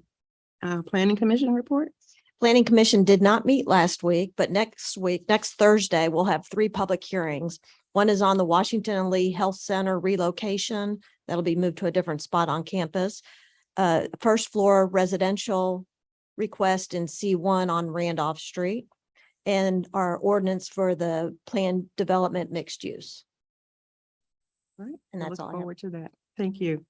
Regional Tourism, Mr. Ayers. Yeah, the board won't meet again until next Wednesday, but I did want to put in a reminder that applications are still being accepted through Sunday, October 2nd for round 4 Regional Tourism's local event sponsorship program, and more information on that and applications are available online at lexingtonvirginia.com/sponsorships. And it's going to be a beautiful weekend. And I just wanted to mention 2 outdoor activities people might be interested in. First off, on Saturday, there's the Run of the Mill 5K at Wade's Mill. That starts at 8:30 and the race itself begins for registration, which is $25. And the race itself begins at 10 a.m. And on, is it Saturday? Do you know whether Latino Fest is Saturday or Sunday? The 18th, which I'm pretty sure it's the 18th. Sunday. Okay, sorry. So on Sunday at Jordan's Point Park, there's Project Horizons Latino Fest, which celebrates vibrant Latino culture. There'll be a soccer tournament, activities for kids, Latin American music, food and drink, and admission is free. That's from 10:30 a.m. to 5 p.m. Yeah, that's it. Thank you. Mr. Sigler, Raro.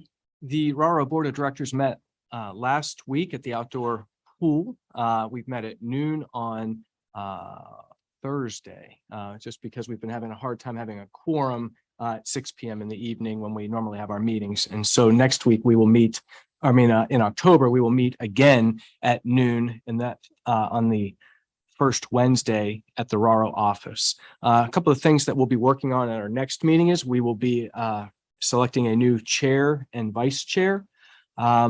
We are also in the throes of our fall sports, and all of our participation numbers are trending 10% to essentially 20% increases over last year, which is obviously a positive sign. We are working with the localities to be allowed to carry over a surplus that we had to put aside for things that I've been sharing with you that we need, such as, possibly a new truck to pull our mowers around and equipment like that, or a shed to store our mowers in. So there are things that we have on our wish list that we've got this surplus that we don't anticipate in the future. The surplus was partly due to some personnel and so forth of getting stepped up. But we hope to have the opportunity to carry that over and spend that on some of our one-time needs. But that's really the extent of my report. I can take any questions. Sure. Roughly how much was the surplus? Just ballpark? Was it 58,000? I didn't think it was that much, but I'll yield to you. The tens of thousands. And like you was- said, that you expect that just to have been a one-time because of personnel. Yeah, if you Changes. remember, to be quite honest, we initially had floated an idea of retaining about $33,000 of the surplus. When we counted all the pennies and all the bills came in for the year, it was significantly higher than what we were initially project 33. And our board of directors, not that we're greedy, but we've got needs. And so what we would like to approach each of the localities to allow us to keep the whole thing rather than just the 33, and that we would spend it on items that we would all agree upon need to spend it on. But rather than to give it back and then just ask for it, we would like to have it stay with us for the time being, so that I think that's the breakdown. Thank you.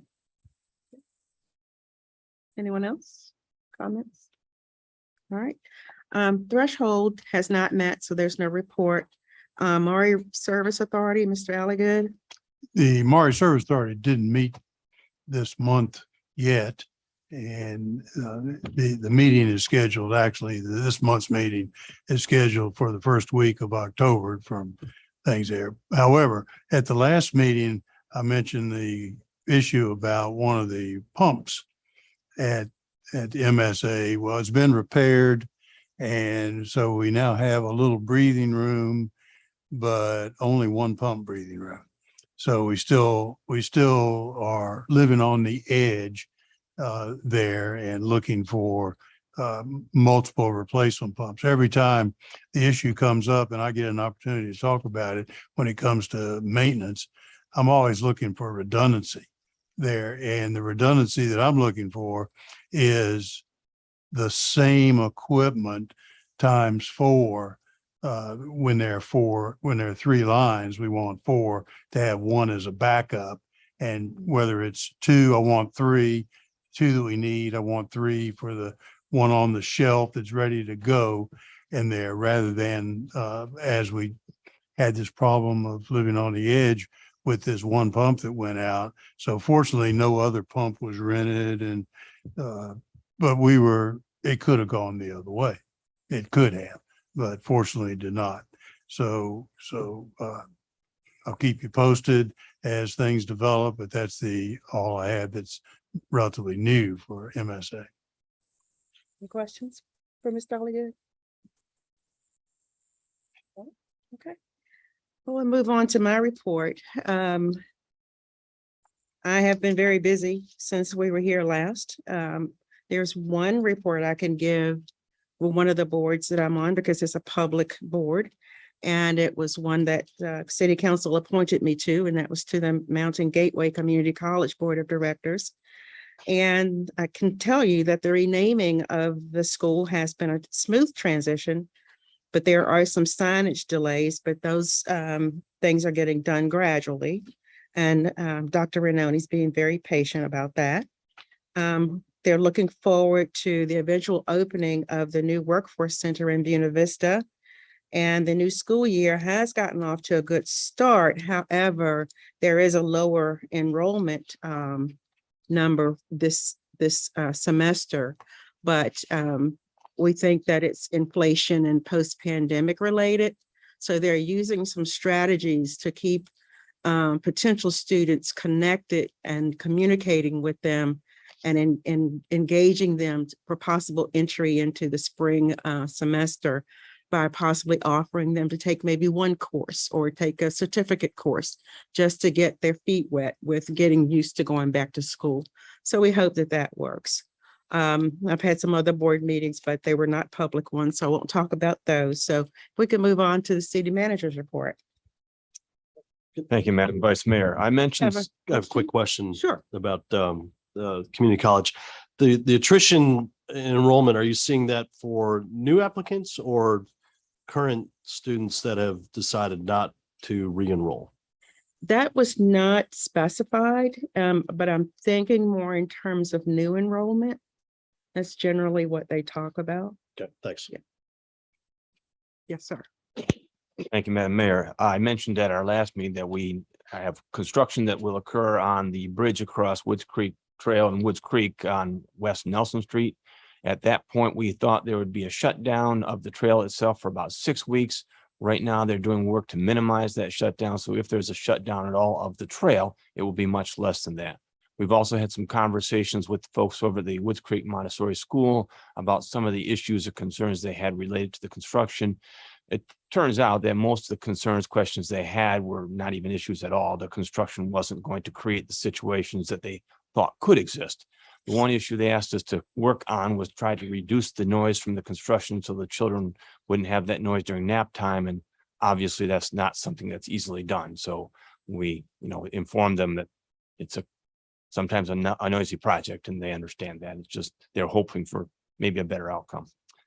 We've had a conversation, Arnie and Glazer and I, with the folks at Echelon, Edwin Gaskin and Randy Cosby. They are looking at trying to come forward with the conditional use permit CUP to the Planning Commission in November or December. They have slowed down a little bit their work on the project just because of interest rates and the cost of materials and contractors, et cetera. Sort of like everybody else, just evaluating, but that is their plan. Their geotechnical work showed the site is fine. There's no problems with the site. The phase 1 environmental went the same way. There's nothing there of any concern. So they do plan to move forward relatively soon and have a petition before the Planning Commission. We had some good news from the standpoint of a designation of the Maury River as a scenic river, and that will be celebrated on October 16th in Jordan's Point Park. So you'll probably see something formally about that, but that is has been organized, and we can again celebrate the dedication of the river as a scenic river. Revenues for August are still good. It's too early to make any predictions for the entire year. But when you look at sales, meals, and lodging taxes, which are 3 of the variable incomes that we have that can go up and down very easily, they're still very strong. Now, they are a little bit below this time last year. So we've seen a little weakening, which probably most of us expected. We had that spike last year. So we're down a little bit in those sales, but they still are collectively above budget at a comfortable level. And it is very early in the budget as well. So good news, but nothing we want to hang our hat on at this time. A little update on Public Works. Some of you heard there was conversation about doing some glass recycling at Public Works. They're planning on a pilot program, if you will. They'd hope to do it now with Earth Magic Recycling out of Buena Vista. The folks over there said they have too much glass to process. So could we stop our planning? And they would ask us to delay until the first part of October before we start a pilot. So what we're planning at Public Works is having 4 bins to collect glass in that would go to the business in Buena Vista weekly. And we'll see how that goes. Again, good news, period. Our arborist, Celia Rainey, has been appointed to serve on the board of the Virginia Urban Forest Council. So good for her. She's very professional, represents us well, and she'll do a good job on that council, I'm sure. In the fire department, a lot of activities going on in the department. Of course, this last week was the commemoration of the 9/11 attack, 9/11 attack, and they had their typical remembrance out in front of the fire station of that horrible time in our nation on that day, Sunday, 9/11. They also had a ceremony on Tuesday when a flag that flew on the site was brought through Lexington on its way to other communities in the country. So it was raised and a moment of silence was held while the flag flew and came down, and it was well attended. So it was something a little different that we wouldn't see normally. The department reviewed its agreement with or renewed its agreement with the Red Cross to install smoke detectors and change batteries for those who need service.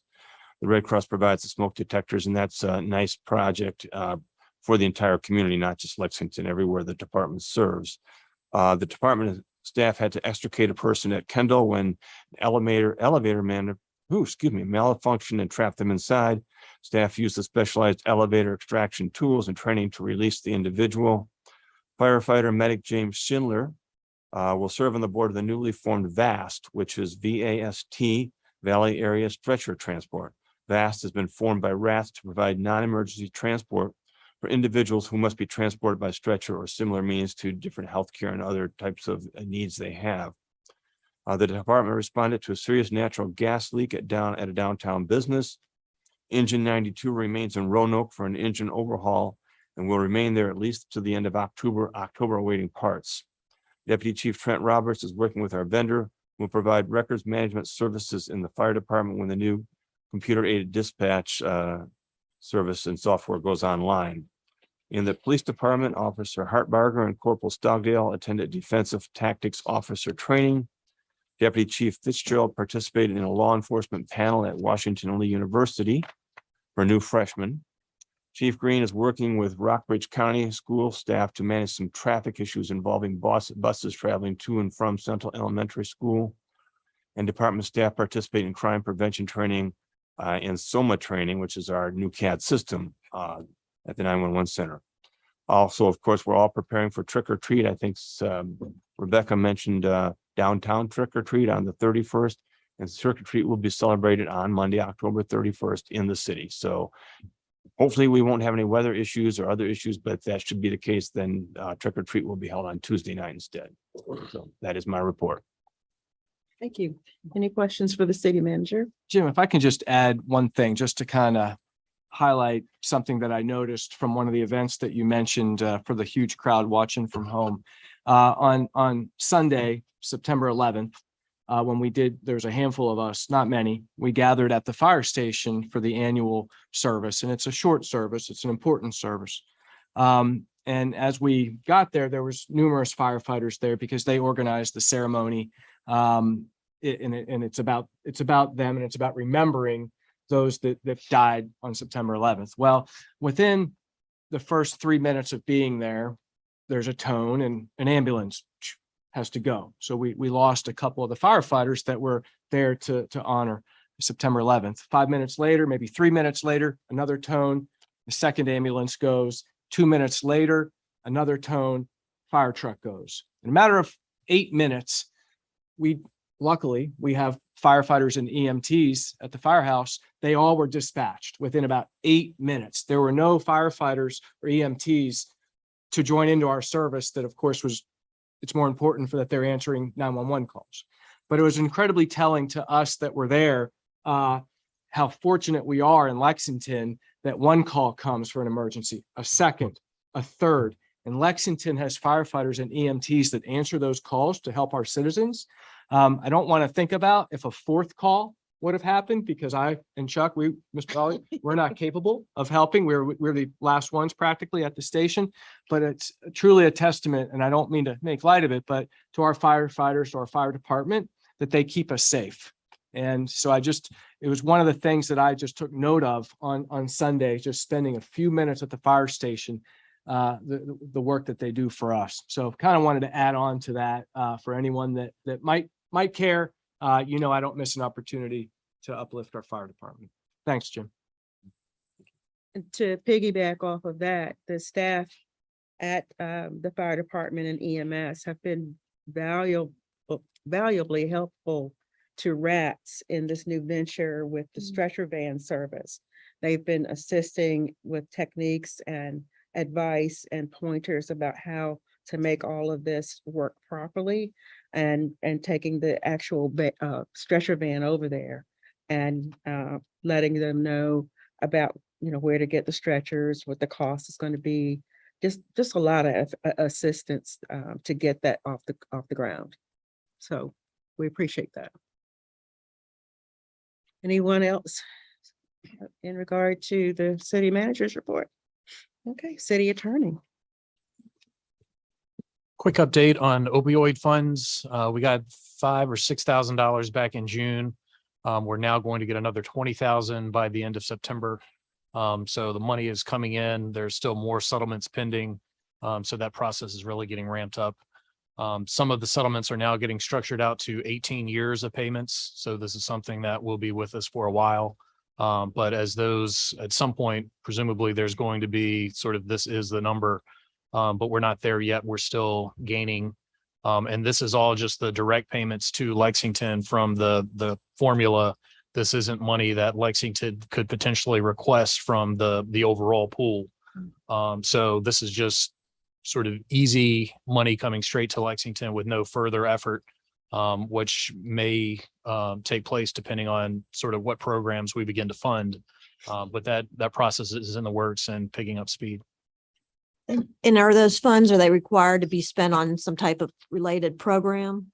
There's a strong emphasis, certainly the first year, there's a list of sort of approved suggested uses. And the state opioid authority is strongly recommending that we sort of meet those direct requirements. I think that'll loosen up sort of as frankly, as all the settlements come in. And as the programs, because this is new, I mean, nationwide really, but certainly in the state, to sort of how we're going to use these funds. So I think there are things that are not foreseen that might be useful. But certainly this first year, they're saying, use it for what we've specifically requested it be used for. And I don't think there's going to be any issue in talking with Jim about doing that for the city. Is Rockbridge County receiving any funds? Do you know? They would be, I'm not sure what they are, but they're. That was my next question. Yeah, as a separate locality. I could look and see what their percentage is compared to ours. But they are also receiving funds. Curious how much more they're receiving. I'll look that up. Just for comparison. Jim, will that be necessary to put back on the agenda at some point to talk about the disbursement of funds, or will you take care of that? I believe we should probably have something in front of city council to make a decision as to how those funds are used. Frankly, I guess not giving it a tremendous amount of thought. I think we should probably do something regional with our partners, as we typically have done. Rockbridge County, Buena Vista, work with maybe some of our agencies around here, the Community Services Board, Department of Social Services, who deal with the people who have impacts from opioid or have had impacts from opioid abuse over the years, whether it's families that are dealing with it, medical conditions, emotional conditions. There's many, many impacts. So probably with our local agencies and our partners, that's what I would at least speculate would be the better way to use the funds. And each local agency, or each locality would have to agree to that. Of course, Rockbridge County, Buena Vista, and Lexington, all, if we were going to pool it. Not that we have to, but I think that's probably more effective. Thank you. Any other comments, Joe? Years ago, I want to say 25-ish, the tobacco settlement money, large pot of money came, and one of the uses that money was put to locally, and perhaps more than just locally, maybe statewide, was the purchase of graphing calculators for the schools. And so all the students then, the calculators were bought for classroom use. They weren't allowed to take them home initially, but graphing calculators then became part and parcel of it, and that was tobacco settlement money. Now figure tobacco settlement and how graphing calculators made it to their list, but it did.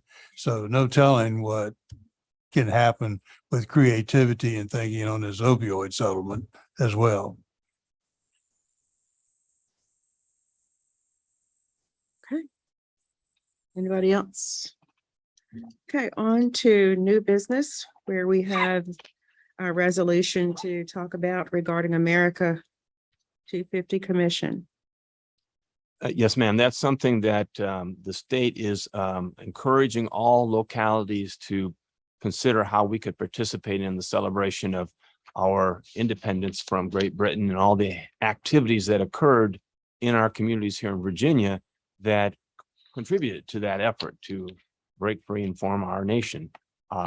What I'd like to recommend, and what I've talked with my peers at Rockbridge County and Buena Vista, as well as our tourism director, Gene Clark, is that, again, we together put together a committee to decide what type of activities locally we should participate in, and which may be appropriate for us to, over the years, because we have several years to roll these things out, put together and to celebrate our local involvement in that historical time period. So that those types of activities would have to be approved by each of our localities if we were to move forward. This is a planning committee. We don't have anybody yet appointed. I would say we should probably each appoint, that is, each locality appoint a representative, and maybe that committee would then meet and form another committee with work groups, et cetera, that they would appoint.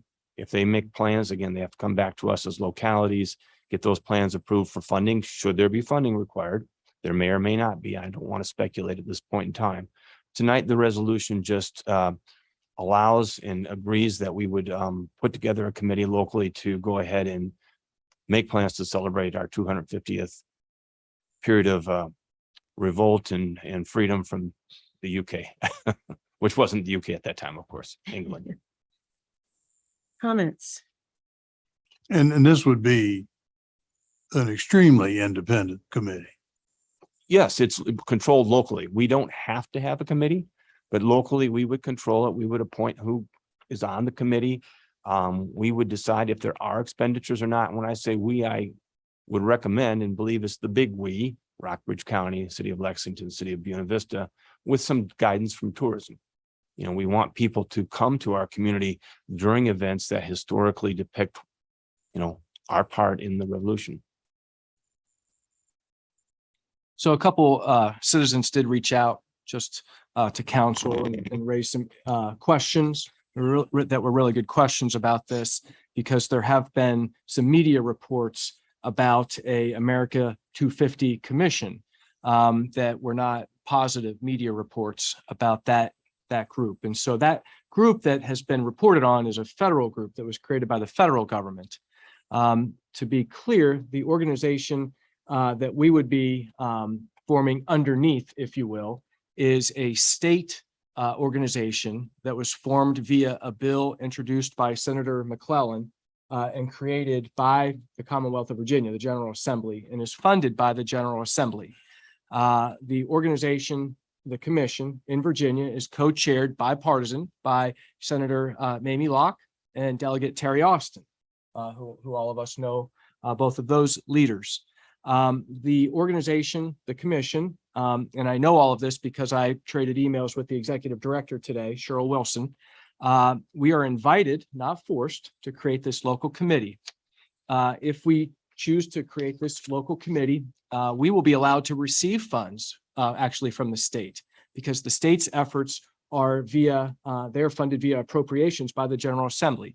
Money does not flow up from the citizens of Lexington to fund this celebration unless we want to do something here. But if we do something here, we have the opportunity to tap into the state funds and request them via grant opportunities.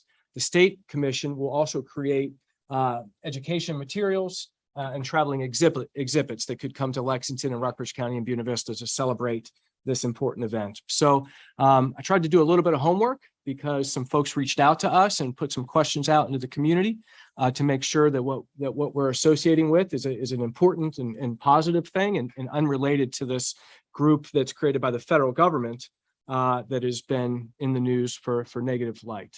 So hopefully that helps a little bit. And I'm ready to, I can make a motion if you'd like, Jim, or whatever is your pleasure to get this done. We do need a motion, please. Okay.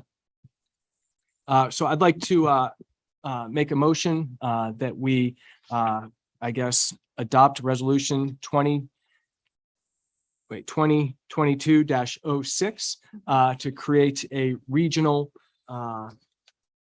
Virginia 250 commission with our regional partners. Is there a second? Second, We have a motion and a second. Any further discussion? Okay, it's time for a roll call vote. Ms. Strawn, aye. Mr. Smith, Aye. Mr. Sigler. Aye. Mr. Ayers. Aye. Mr. Ali Good. Aye. And I vote aye. It's a unanimous vote to approve the resolution to support this project. Thank you. We don't have a closed meeting tonight that I'm aware of. So with nothing more to come before council, we can consider ourselves adjourned at 9:15. Thank you.